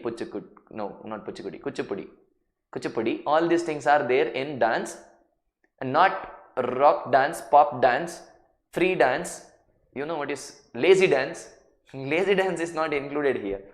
Folk dance is included. Example, Dollu Kunita and this Kola Nritya. This is folk dance. Correct? No, in that case, an artist is asking for 1,50,000 rupees, then exempt. More than 1,50,000 rupees is taxable. Classical music, that is also included, but it will not include any rock dance, pop music. All these things are not included. Why they have given exemption? Why they have given exemption? Because exemption is given to just to give some importance for these kind of folks and arts. If the consideration charged for such performance is not more than 1,50,000 are exempt. What if it exceeds, sir? However, if consideration from such activities exceeds 1,50,000, entire consideration is subject to GST. Further, all other activities by an artist in other art form, example Western music, dance, modern theatres, performance of the actors in films or television serials would be taxable. Only in theatrical performance, drama, in the stage, that is exempt. But I am doing the same activity in film, sir. No, it is taxable. In serial, sir. Serial mein what happens? Only drama. In serial, what happens is drama. So the way they open the door in the 5 angles for one episode. Okay. Similarly, activities of artists in still art forms, example painting, sculpture making, etc. are taxable. Correct? No, these are taxable. Painting, sculpture making, these are taxable. So if an artist is giving all these services, no, that will be taxable. Sir, I am giving training in painting, sculpture making, etc. Then, sir, exempt. Remember, training given by an individual in the sculpture making, where we have discussed this first one art, where religious art and that activities. Religious activities, if I am not wrong, entry number 81, there we have discussed this. However, the exemption shall not apply to the services provided by way of artist as an brand ambassador. So there is one theatre, okay, and think that I am good in the Kathakali. No, the Bharatanatyam. I am good in Bharatanatyam. Think I am good in Bharatanatyam. What I will do? I will go to a theatre. There is one stage here, and I am doing Bharatanatyam, and 5 ರೂಪಾಯ Maggi ತನ್ನಿ, 5 ರೂಪಾಯಿ का Maggi ತಿನ್ನಿ, ಬೆಳಿಗ್ಗೆ ಮಧ್ಯಾಹ್ನ ಸಂಜೆಗೆ ತಿನ್ನಿ, Maggi Maggi Maggi. So in that case it is not exempt, it is taxable. Why? Because I am doing dance for Maggie. Okay. So this, I am a brand ambassador here, means a person engaged for promotion or marketing of a brand of the goods, services, property or actionable claims, event or endorsement of the name, including a trade name, logo or house mark of any person. So in that case, it is taxable. Not up to 1,50,000, even 10,000 taxable. There is GST, provided that person is registered person. If the one who is giving service, no, if that person is registered person, then taxable. Otherwise, your turnover, up to your turnover, no, up to your turnover, you are not taxable. If it goes more than that, then it is taxable. So illustration, determine the GST payable, if any, in each of the following independent cases, assuming that the rate of GST is 18% and that the service providers are registered. Service provider is registered and rate of a percentage is 18. Bollywood dance performance by a film actor in a film. 1,50,000, are taxable it is. Yes or no? It is taxable. Why? Because might be below 1,50,000, but in film, no, taxable. Carnatic music performance by a classical singer to promote a brand of a ready-made garments, gone, taxable. Taxable. Now Carnatic music performance by classical singer in a music concert and consideration is 1,50,000, 55,000, taxable, baba. Entire 1,55,000 is taxable. Why? Because she might be doing classical performance, classical singer, but still this point is that more than 1,50,000 gone. Kathak dance performance by a classical dance in a cultural program and consideration 1,55,000, this is exempt. 1,45,000, this is exempt. Can you see that here? Only folk and classical, that's why here Bollywood dance performance is actor, not exempt. Not exempt, you heard it right, it is not exempt. Next one, Carnatic music, so this is also not exempt. Next one, Carnatic music, this is also not exempt. Not because Carnatic music is exempt, this is because more than 1,50,000. So entire multiplied by 18%. So here also entirely. So the reason for not the same is that the said exemption is not applicable to service provided such artist as a brand ambassador. Okay sir. Kathak dance performance by classical dancer, this is exempt. So this one will be exempt. Correct? No? Exempt. Program is exempt. Yes sir, that was about the dance. Now see, I am dancing. You want to see that. Correct? No? Now Gestic Park is arranging one, see they have hired one auditorium and I am dancing there. Okay. You want to watch that. To enter, no, you have to take the ticket. You have to take the ticket. Gestic Park is arranging some ticket there.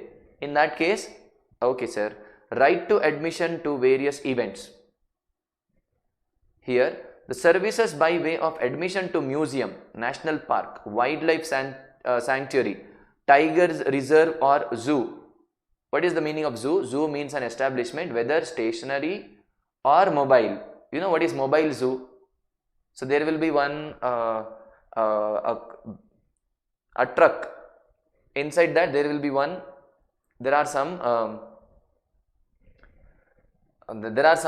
animals. So these animals, no, they go on. These animals are sent in a cage. So that is mobile. It can be establishment or a mobile, stationary or mobile, where the captive animals are kept for exhibition to public and includes a circus and rescue centers, but does not include an establishment of a licensed dealer in captive animals.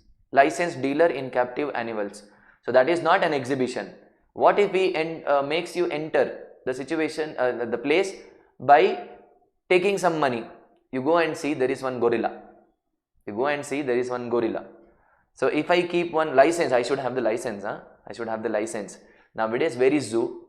Where is license? Nowadays, you don't find zoo, no. And where are animals? There is only one animal, that is human being.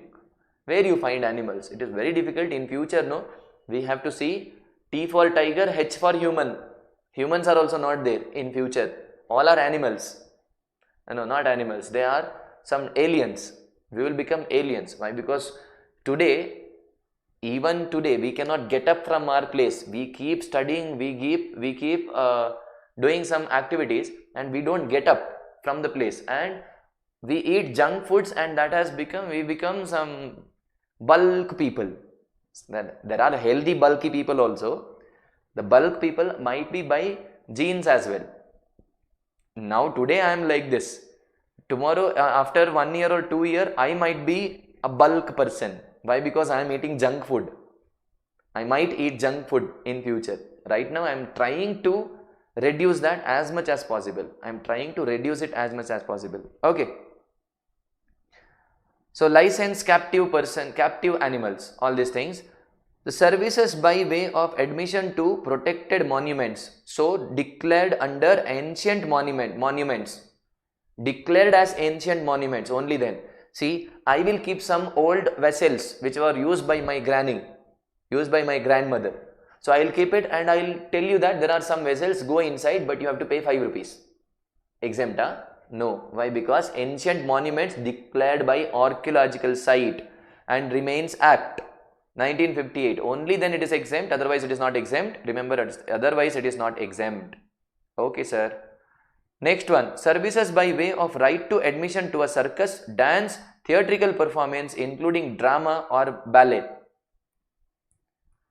Award function, concert, how to call this, pageants, musical performance or any sporting event other than recognized sporting event. What is recognized sporting event? That is given here. Organized by recognized sports body. Now, what is recognized sports body? That is explained here. Means any Olympic Association, Sports Authority of India, National Sports Federation, National Sport Promotion or International Olympic Federation or body, except all these things, except these. Recognized body events means sporting events. Recognized sporting event means sporting events recognized by, organized by recognized sports body. So any recognized sporting event organized by recognized body, that is recognized sporting event. Finish. Wow. Where the participating teams or individual represents any district, state or zone or a country. Organized by National Sports Association, Central Civil Service Cultural and Sports Board. You just have to read this and keep this in mind. These are recognized, organized by all these guys, recognized sports body, where the participating teams are of a district, state or zone. So you can remember this now. Okay. Award functions by sporting events, recognized sporting events, recognized sporting event, planetarium. So if you are entering all these things, no, there is no GST, where the consideration for the right to admission to the event or places as referred to in A, B, C, D above is not more than 500 per person. My goodness. Remember that I am doing the activity, I am dancing there, and you want to enter these kind of places, award function, concert, musical performance or sporting event, recognized sporting event, planetarium and monuments, old monuments, circus, dance, correct? No, not monuments, I'm so sorry, this is here, circus, dance, actually right to way to admission to circus, dance, theatrical performance, recognized sporting event, planetarium. Remember these three things, enough. Not monuments, monuments is separate, monument is not included here, ancient monuments, that is not included here. But remember that dance is going on, theaters are going on, and IPL, remember IPL and remember planetarium. IPL, planetarium and dance, if you remember, and concert, if you remember these four things, enough. Award function, concerts, enough. Monuments, think monuments are always exempt, but in these four cases, IPL, that is recognized sports event, planetarium, That is planetarium, not zoo, not zoo, not zoo, planetarium. Planetarium, award functions and dance, music, concerts. You are going inside. The value should be up to 500. More than 500, taxable. Not more than 500. Up to 500, exempt. Less than or equal to 500, exempt. So I hope you remember this. And I am doing some music, no? I am getting paid up to 1.5 lakhs, it is exempt. More than 1.5 lakhs, it is taxable. Yes sir, easy one sir, super sir. So this is about admission to the function. So it can be zoo, it can be monuments or these performance related. Yes sir, in that case it is exempt sir. Ha sir, it is exempt. Services by an unincorporated body or non-profit entity. I'll give you one example. Example 1, there is one apartment. Is it for profit purpose? No, it is not doing anything for the purpose of profit. It's not for profit purpose.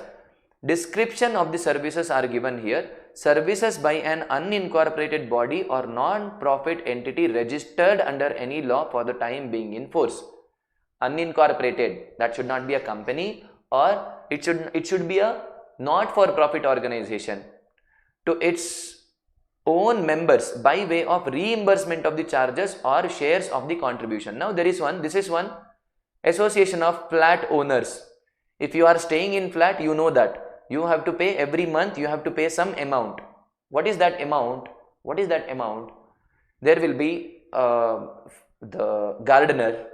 If you have the garden, there will be gardener, there will be a watchman, there will be sweepers, cleaners, and they'll give you some transformers outside. Electricity is going to everyone and you pay the electricity charges. Nowadays you pay it online.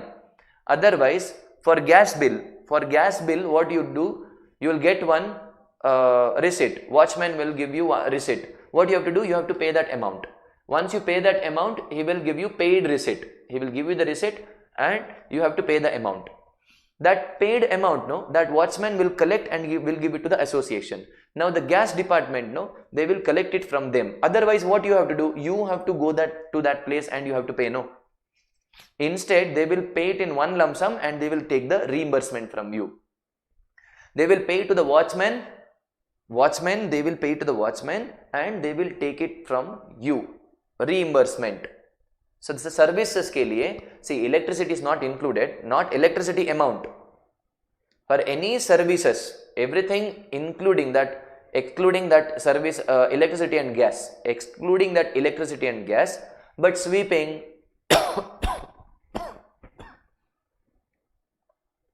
you have kachra in your house, that will be taken by that person. For that, all the amount including, it can be trade union, for the provisions of carrying out any activity which is exempt from levy of the goods and service tax, or up to an amount 7,500 per month per member for sourcing the goods or services from a third person for the common use of its members in the housing society or a residential complex. Correct? No, up to 7,500, if it is charged by the association, then it is exempt. What are the important points here? Up to 7,500 for any goods or services from a third person for common use, if it is taken, then that is exempt. That 7,500, up to 7,500 is exempt. So shared contribution towards trade union for a provision of carrying out any activity which is exempt from levy of the goods and service tax, or this 7,500, then it is exempt.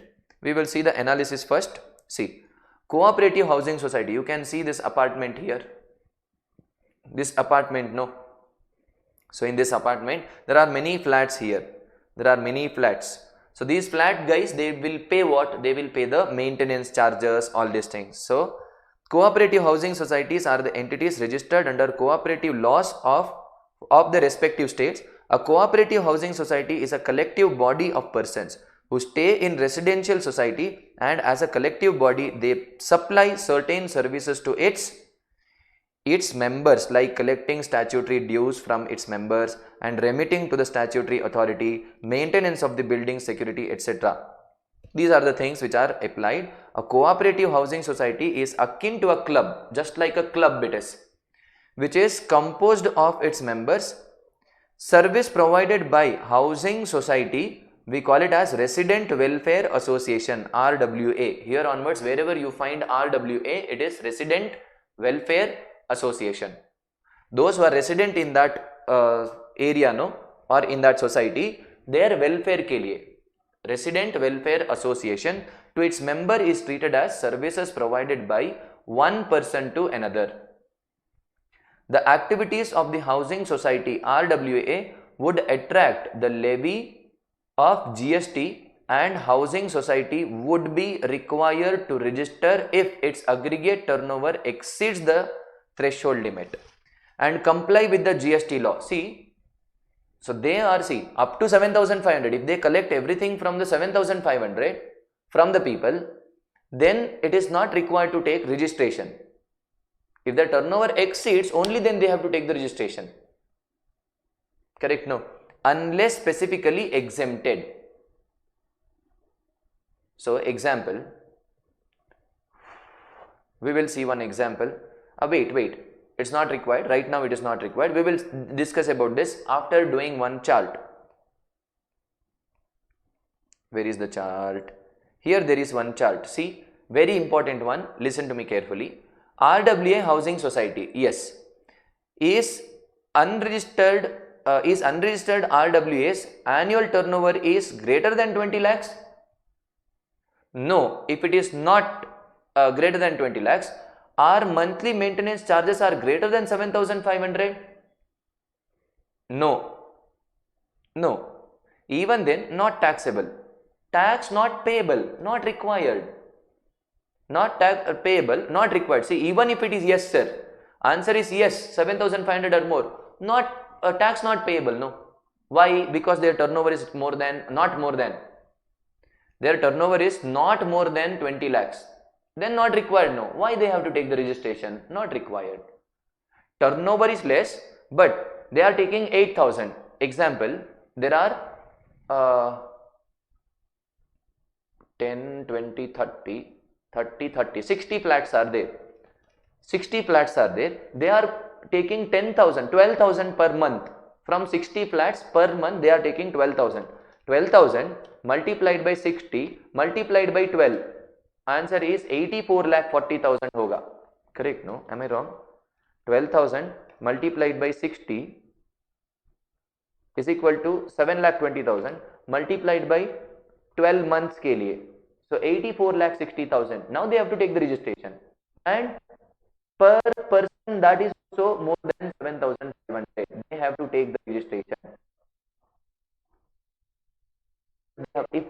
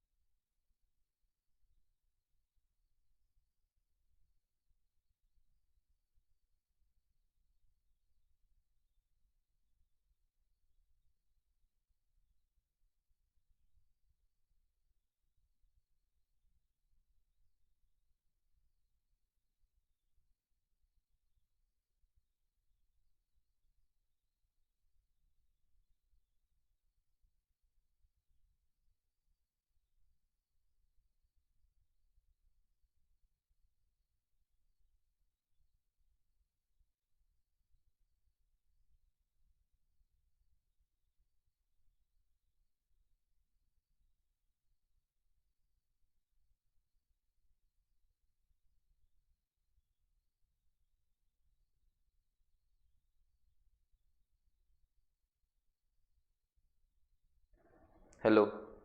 I'm so sorry. I don't know from when my mic was not working. Let me explain you again about this. A small point it is. RWA, that is Resident Welfare Association or Housing Society, is registered under RWA. So both the conditions should be satisfied. Both the conditions should be satisfied.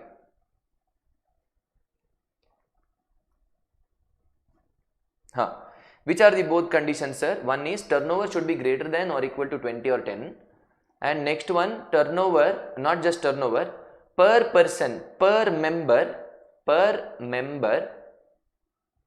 it should be more than 7,500. Only if both the conditions are satisfied, then it is taxable. Otherwise, it is not taxable. See, condition is not satisfied. Then yes or no. This is not required only. Not taxable. Ashte, not taxable. If yes, sir, here yes, but here no, not taxable. Not taxable it is. But both the conditions are satisfied, then taxable. As simple as that. And it is given the same here. All these examples now are explaining the same. GST exemption on services provided by cooperative housing society. If the aggregate turnover of RWA providing services to its member is above the applicable threshold limit, it needs to take the registration under GST in terms of section number 22. So what is 53 says? We'll just see what is 53 says. Threshold limit is 10 lakhs for special category states, namely Manipur, Mizoram, Nagaland, Tripura, and 20 lakhs for all other states. Correct? No. That we know. Mami went to Tripura and Nagaland. Remember, me went to Tripura, Nagaland by spending 10 lakhs, not 20 lakhs, 10 lakhs. In all other states, it is 20 lakhs. Sir, there also 40 lakhs is there, no? But RWA is service provider. They are not supplying any goods. They are providing service. Sir, what if they are providing goods also? Then it is composite supply. Composite supply. Primary supply is service, no? That's why it is service provider. RWA is service provider. Why? Because it is giving, even though it is goods and services, giving goods and services, but main service is association ka. That's why it is service. Isn't it service? Yes, sir. Sir, even if goods is provided, sir, then it is composite supply. Composite supply may goods and services which is related to building. That's why it is related to immovable property. Goods and services both are involved. It is works contract. Works contract as per section number 7, subsection 1A. Section number 7, subsection 1A, paragraph number 6, subpara 1, which says that it is composite supply. That is works contract. Composite supply such as works contract, it is supply of service. If it is supply of service, section number 22, subsection 1 says that, what it says? If you are in other than special category states, Mami went to Tripura and Nagaland, Manipur, Mizoram, Tripura, Nagaland, there it is 10 lakhs is applicable. In all other states, it is 20 lakhs. 20 lakhs. Service provider, 20 lakhs. Exclusively goods provider, then it was 40 lakhs. That's why it is 20 lakhs. Only 20 lakhs is given here. Yes, sir. You have to refer section number 22, refers chapter number 9, here chapter number 9, but in our case it is chapter number 3, third chapter, sir. However, taking registration does not mean that housing society has to compulsorily charge GST. No, not required. So, in monthly maintenance bill raised on its member, if the services provided by it are exempt under the exemption notification, when it is exempt, less than 7,500 exempt. For instance, in the view of entry number 77C, RWA to its own members by way of reimbursement of the charges share of the contribution up to an amount of 7,500 per month per member, month member, mm, 7,500 mm, remember 7,500 per month per member. To that member for providing services and goods for the common use in the housing society or complex are exempt, so that there can be a case where the society is registered under GST, but the monthly contribution received from all member is less than 7,500 per member. In such a case, no GST is required to be charged by the housing society on monthly bill raised by the society. Example, RWA, Chulbul Housing Society. Chulbul. registered under GST, they are registered, collected the maintenance charges 6,000 per month per member. In this case, no GST is to be charged by the RWA. However, in above cases, if monthly contribution exceeds 7,500 per member, sir, then it is taxable.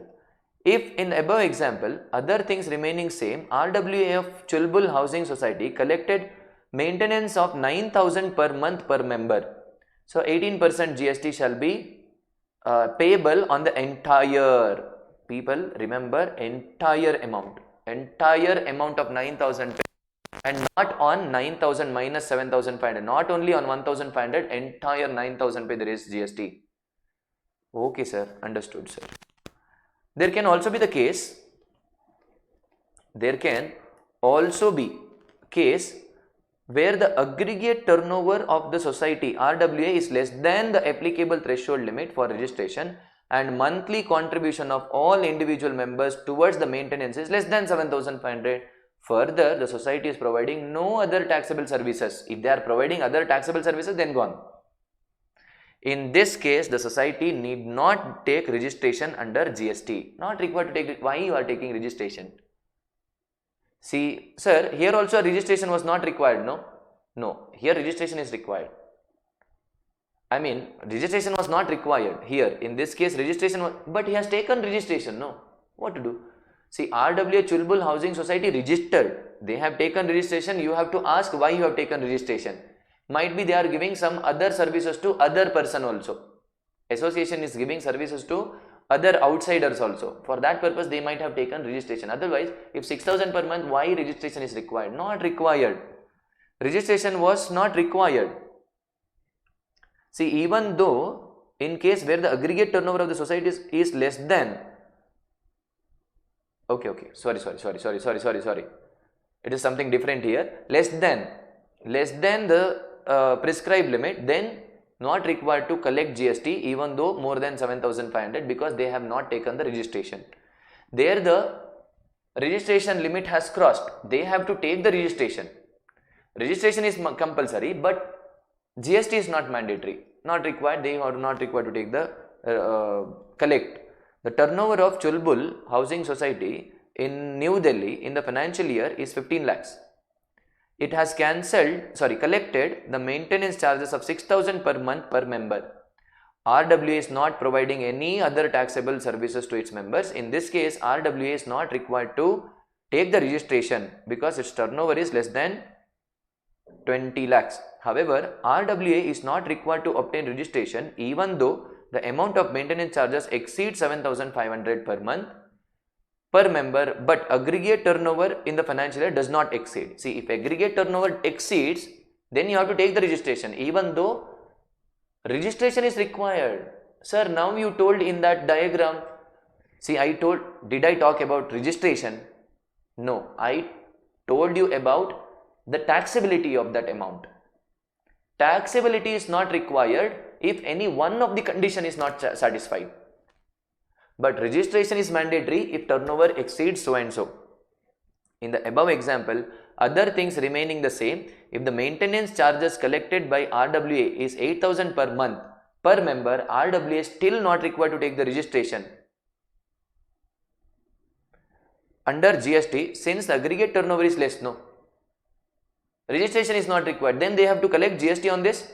On this 8,000 is required to take the GST. No, not required. They are not required to take the GST on this 8,000. Why? Because it is not, they have not taken the registration. Correct? No. I'm so sorry. 8,000 per month not required. Yes. So here I told you about this diagram. This diagram they have not mentioned whether registration is required. Registration is as per section number 22. If your turnover exceeds, registration is required. Even though value is less than 7,500, registration is required. But you have taken the registration, but exempt it is 7,500 less than 7,500 or equal to 7,500 exempt. See, they are talking about not tax not payable. They did not tell you registration is not required. They are not talking about registration. They told you that tax is not required. So that is given here. See, more than 20 lakhs. Registration, see, more than 7,500. Then, see, annual turnover of RWA, Resident Welfare Association, more than 20 lakhs. The turnover is more than 20 lakhs. Monthly maintenance charge is 7,500. More than 7,500. Whether exempt? No, it is not exempt. More than 20 lakhs. 7,500 or less. Then exemption is there? Yes. Why? Because any one condition is not satisfied, no? Any one condition is not satisfied, then exemption is not there. There is no exemption. If any one condition is not satisfied, what are the conditions? It should be more than 20 lakhs and at the same time more than 7,500. No. I am getting confused here. See, this is just confusing you. This is confusing you. So I'll tell you, no sir, you are not confused, very good. You are not confused, then fine. I got confused once. So this is exempt here. I thought it is taxable. See, simple one. Simple, we will do one, taxability. Taxable. Now the condition is that if your turnover is less than 20 lakhs and the value of supply is more than 7.5 lakhs. Confused, no? Okay, wait. Turnover, listen to me carefully. Turnover is less than 20 lakhs and value of supply is also less than or equal to 7,500. Then no taxability. No taxability. Turnover is less than 20 lakhs. Value of supply is all greater than 7,500. Even here, no taxability. No taxability. Yes or no?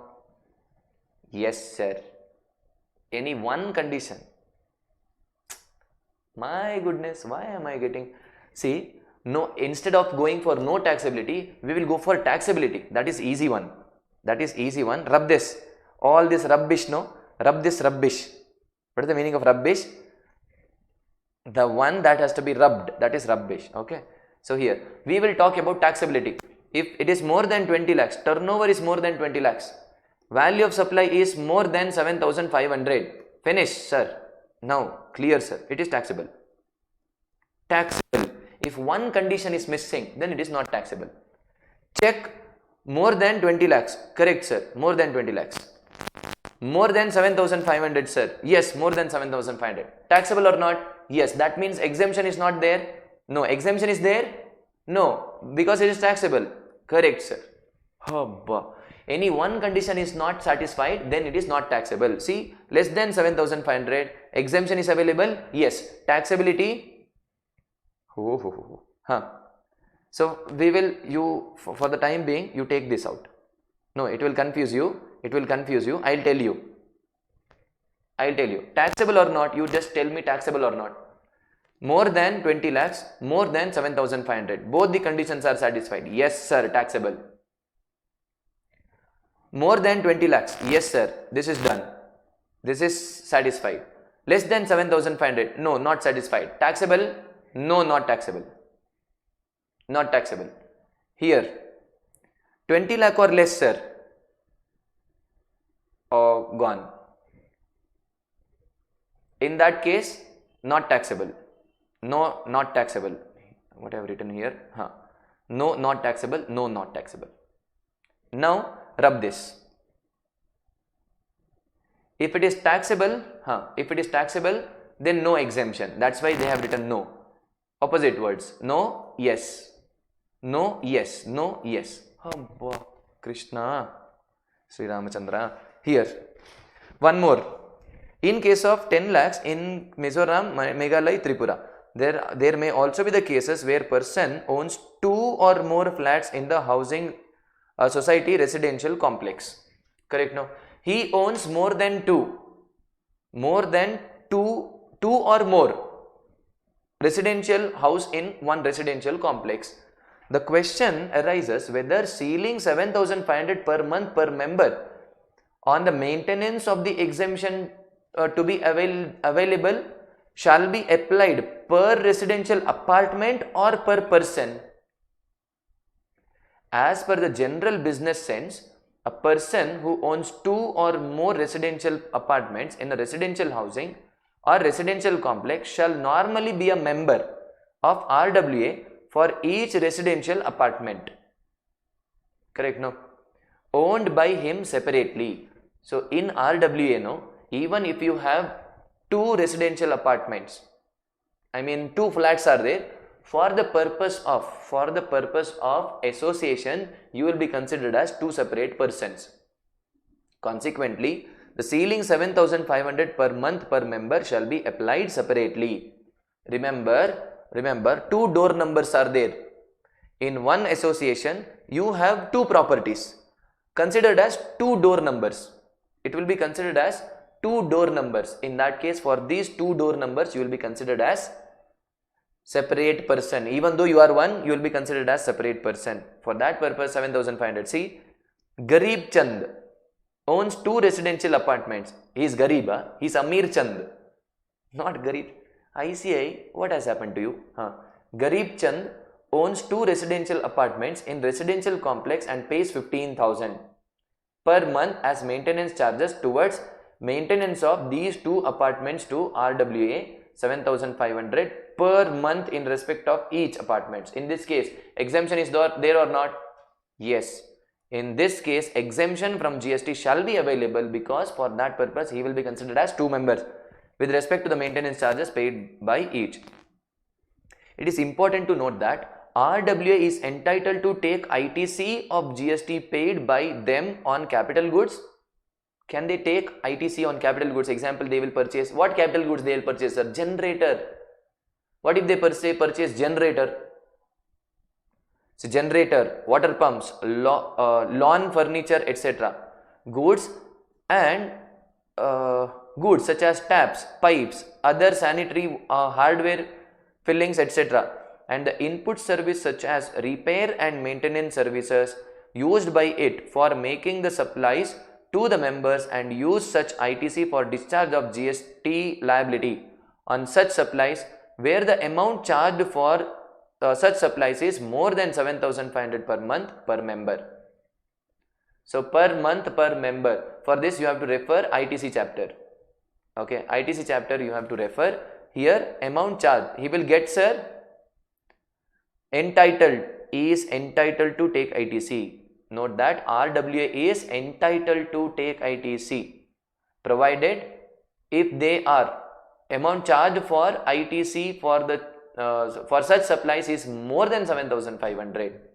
Example, RWA, Residential Welfare Association of Tintin Housing Society, registered under GST, has collected the maintenance charges of 9,000 per month per member from 1,000 members of the society in the month of May.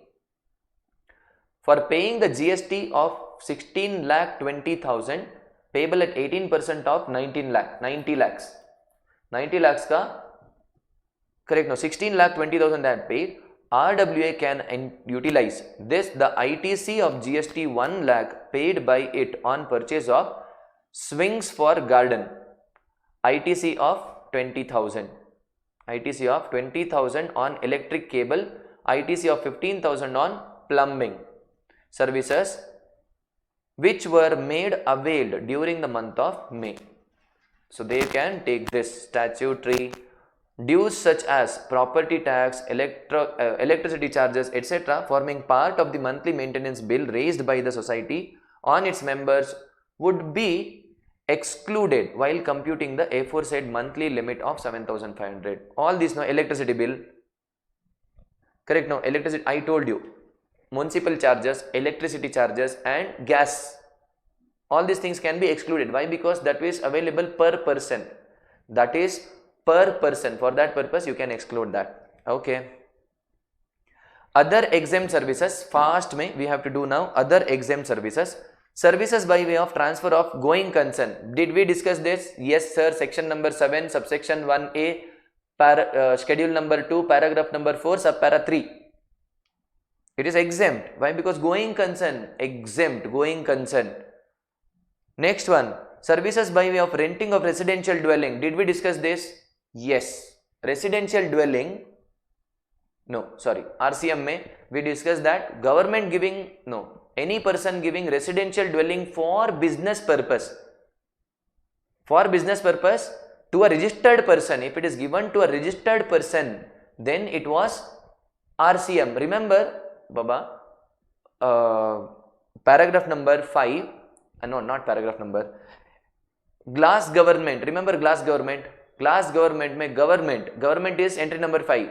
5A is immovable property. 5B, entry number 5B, refer that given to registered person. That is RCM. Not given to registered person. Residential dwelling is related to registered person. That was under RCM. This is RCM. If it is not given, see, except. If it is not given to the registered person, then it is exempt. Explanation for the purpose of exemption under this entry. This entry shall cover the services by way of renting of residential dwelling to a registered person where the registered person is proprietor of a proprietorship concern and rents this residential dwelling in his personal capacity for use as his own residence. See, there are two things here. Registered person, he is taking that residential dwelling not for his business purpose.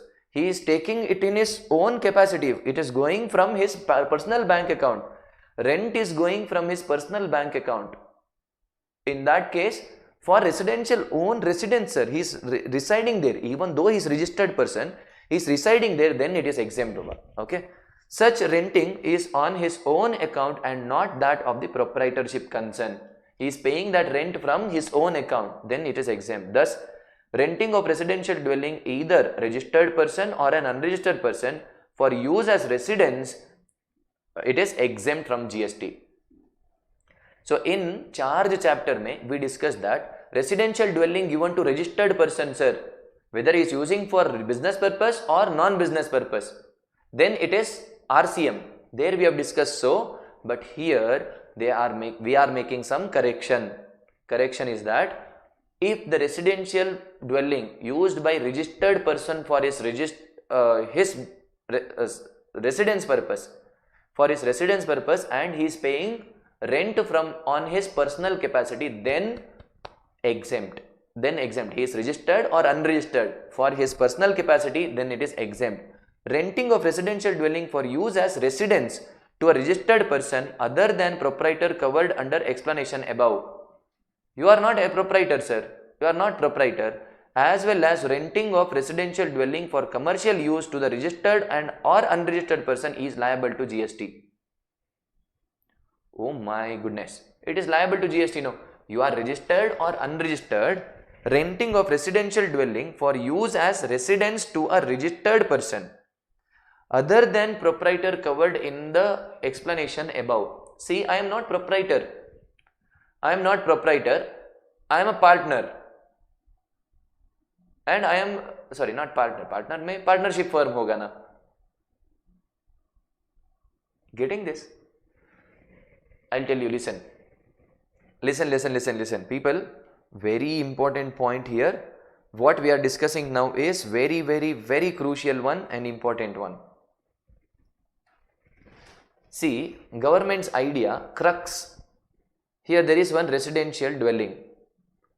Residential dwelling is there. Okay. It is given to a proprietor who is registered person, and this guy is giving it on rent, and he will pay the rent. He will use this for business purpose. Then RCM. He will use this for his personal purpose. He will prove that it is for personal purpose. Then it is exempt. This person is proprietor. Yes or no? This person is, who is this person? This person is proprietor. This person is proprietor. No sir. Now, case scenario 2. There is one residential house. This is the owner. This person is the owner. He is giving it to a company. He is giving it to a company. In that case, sir, in that case, company it is, not company. Obviously, they have to use for business purpose, no? Business purpose, no sir. Company is giving that to the director. Array, that is also business purpose. Obviously, that should be business purpose. Can company stay in that residential dwelling? Can you start a company in residential dwelling? No, not possible. Commercial dwelling it should be. You have a commercial office, only then you can start a company in that. For residential dwelling mein, you cannot start company because you will not get the registration for your residence. It should be a commercial plot. As far as my knowledge is concerned, if I am wrong, you have to correct me. So it obviously for building, for employees, obviously for business. If the company is giving for employees business, directors are staying business, company itself is there, then also it is business, no? Company is residing, company is sleeping, company is washing, brushing teeth, company is bathing, no, not possible, no. So that's why company is there even in residential building. If it is there, then it is business purpose. It will be business purpose. So here, renting of residential dwelling for use as residence to a registered person, as well as renting of residential dwelling for commercial use to a registered or unregistered person. Registered person or unregistered person, GST is leviable. GST is leviable. Hello, sir. RCM में only registered person RCM, no sir. Unregistered person में FCM it is. Here. Company, see, if company is registered, okay, I'll do one thing. Here, listen. If company is registered, if company is unregistered, if company is registered, then RCM, correct? No, residential dwelling given for business purpose, RCM. If unregistered person, then FCM, because exemption is not there. Residential dwelling mein exemption is not there. For that purpose, it is FCM. It is FCM, forward charge mechanism. I hope you are getting this, understanding this, yes or no. Given to company other than proprietor, company, partnership firm, HUF, anything other than proprietor, proprietary concern, other than proprietary concern, then it is always chargeable. Further, tax on renting of residential dwelling to a registered person is payable by registered person under reverse charge. Reverse charge, whether such residential dwelling is being used for commercial purpose or residential purpose. You are using it for commercial or residential. If it is to a registered person, I told you. If it is to a registered person, dwelling to a registered person, payable by the registered person. Sir, unregistered person, not reverse charge, forward charge. Finish. See, registered person, he is using for commercial purpose, dwelling purpose, anything. Registered person के लिए. Sir, unregistered company के लिए you have given. In that case, FCM, forward charge mechanism is applicable. Sir, here proprietor using it for business purpose, RCM. Registered person he is, proprietor, registered person, business purpose के लिए RCM. Sir, he is proprietor but registered person but personal purpose, then it is exempt. Exempt, it is exempt. I hope you are getting this, yes or no? Yes. Satellite launch services supplied by Indian Space Research Organization exempt, and services by way of giving on hire state undertaking to motor vehicle meant for carrying more than 12 passengers.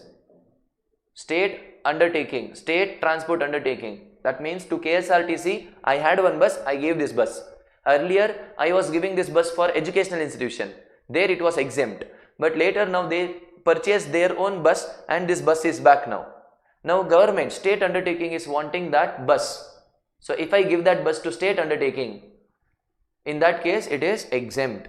Road transport services where such undertaking is carried on by a central government, state government, road transport corporation established under section so and so, municipality, all these things are exempt. Explanation: for the purpose of this clause, road transport services means the services of motor vehicle carrying the passengers or goods, or both by road or hire or reward.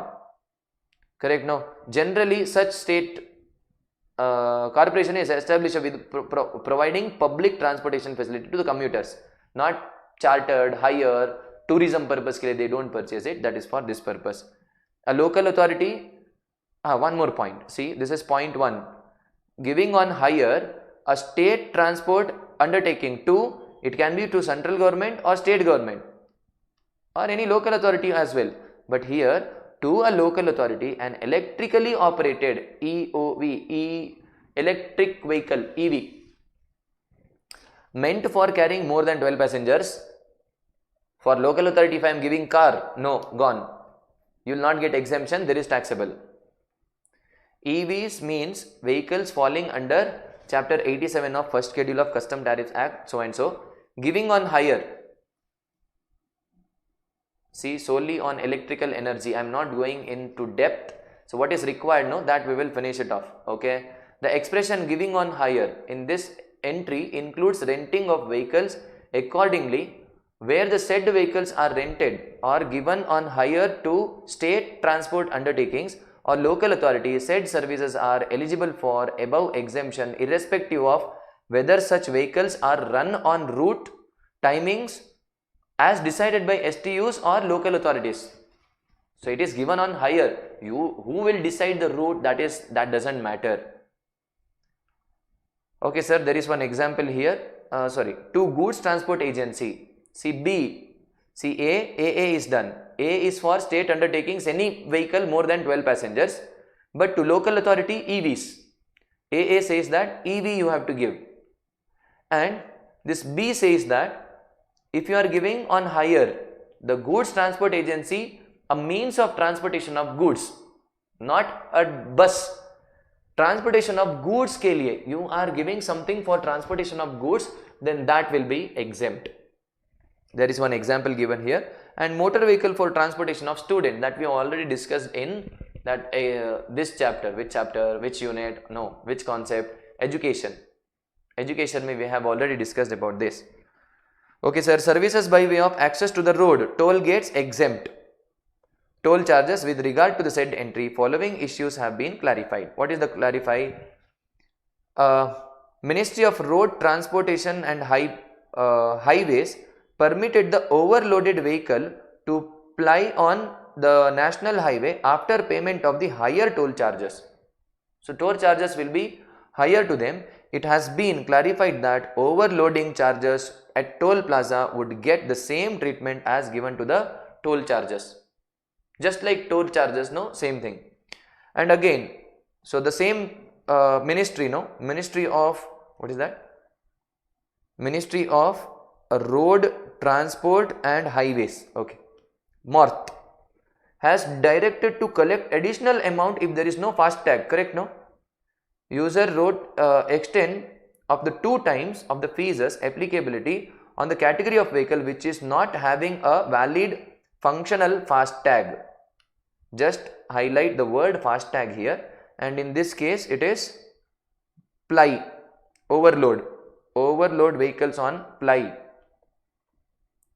Next one, transmission or distribution of electricity. Electricity transmission by anyone, no, that is exempt. That's why you don't get any tax on that bill.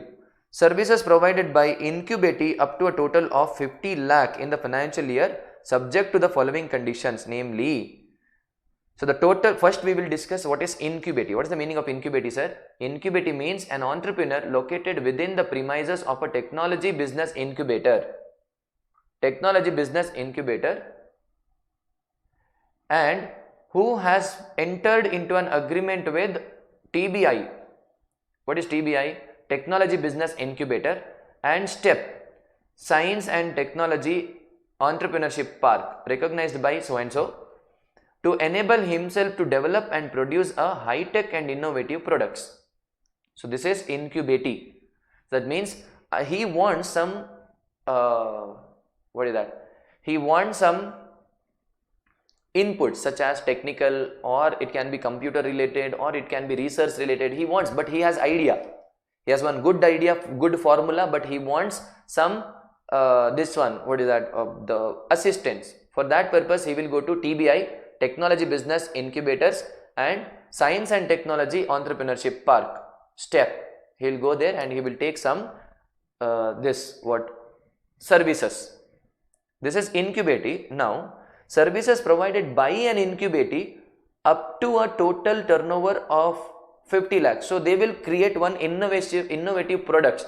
Product need not be the goods, Baba. It can be service also. Innovative service up to 50 lakhs in a financial year, subject to the following conditions. So there are some following conditions here. What are the conditions? The total turnover had not exceeded 50 lakh during the preceding financial year. In preceding financial year, their total turnover should not have exceeded 50 lakhs, and a period of 3 years has not elapsed from the date of entering into an agreement as an incubatee. Incubatee with TBI and STEP, no, 3 years should not got over. In that case, whatever service they provide, no, that is exempt. New innovative service that they provide, no, that will be exempt. The taxable services provided or to be provided by TBI. Who are these TBI? Recognized by so and so, or bio incubators recognized by the Biotechnology Industry Research and Association Council under the Department of Biotechnology, Government of India. See, these incubators go to some place, no, within the premises of these incubators. These are incubators. They are incubatee, they are incubators. Incubators will provide some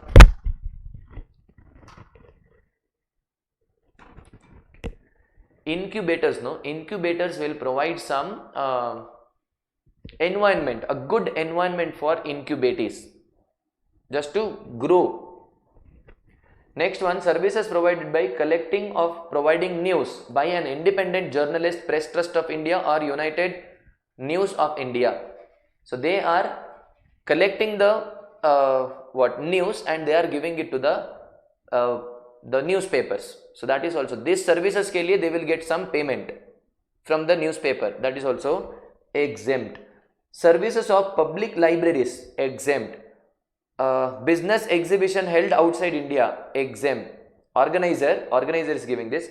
Services by way of preconditioning, pre-cooling, ripening, waxing, retail packing, labeling of the fruits. So these are primarily related to the agriculture. That's why these are exempt. Services provided by National Center for Cold Chain Development, again for agricultural produce, exempt. Services by foreign diplomatic mission located in India, because they will exempt us, that's why we are exempting them. Services by way of granting national permit to the goods carriage. Can you see that? AIP. So you can see there is one big truck, there is one big truck, and you can see that AIP, that means they have all India permit, national level permit they have, they can go to anywhere. For that, if they pay something, that will be exempt. Services by way of providing information under RTI Act, right to information ke liye you have to provide the services by giving the information. So that is also exempt. Services provided to recognized sports body by, very important one, here, recognized sports body, an individual as a lawyer, sorry, not lawyer, yaar, player, I was thinking from where lawyer has come. Player, referee, umpire, coach, team manager, or participation in a sporting event organized by recognized sports body, exempt. So there is recognized sports body to where I am giving some services as a player, referee, umpire, coach, team manager, like this. Next one, another recognized sports body. One sport body is giving services to another sports body, that is also exempt. So recognized sports body we have already discussed. Services by way of public convenience, so that is toiletries, lavatories, correct, no, urinals, toilets, etc. So that is also exempt. So these are the points here. People, thank you so much for your patient listening. There is one, see, honorarium to guest tankers. Did we discuss this? Yes, this was there in supply chapter. That is not employee. They are not employees. That is taxable. Taxable services provided by guest tankers in lieu of honorarium attracts GST liability. But they are giving anchors are giving, no, giving services. They are required, they can collect GST only if they are registered. Registration and pay. Students may note that some of the entries granting exemption from GST are similar to the negative list entries or entry granting exemption under the erstwhile service tax limit, service tax law. Therefore, clarification pertaining to the said negative list entry exemption provided under the service tax law wherever it seems relevant under GST law have been incorporated at the relevant places. They have given it here. So you have already read it, don't worry. So this is about your exemption chapter.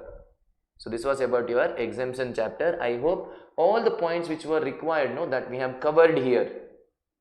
All the points. So I had given you one homework. What was that homework? That homework was about education. Mein somewhere 7-8 pages are there, no? That was your homework. I hope you are done with this. I cannot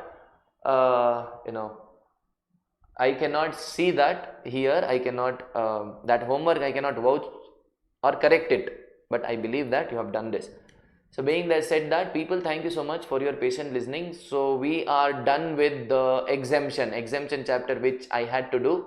I have done this. So please watch it again and again on YouTube, so you will get some idea. Okay? Thank you so much. I am stopping it here. We will meet in the next video. Okay, amendments video.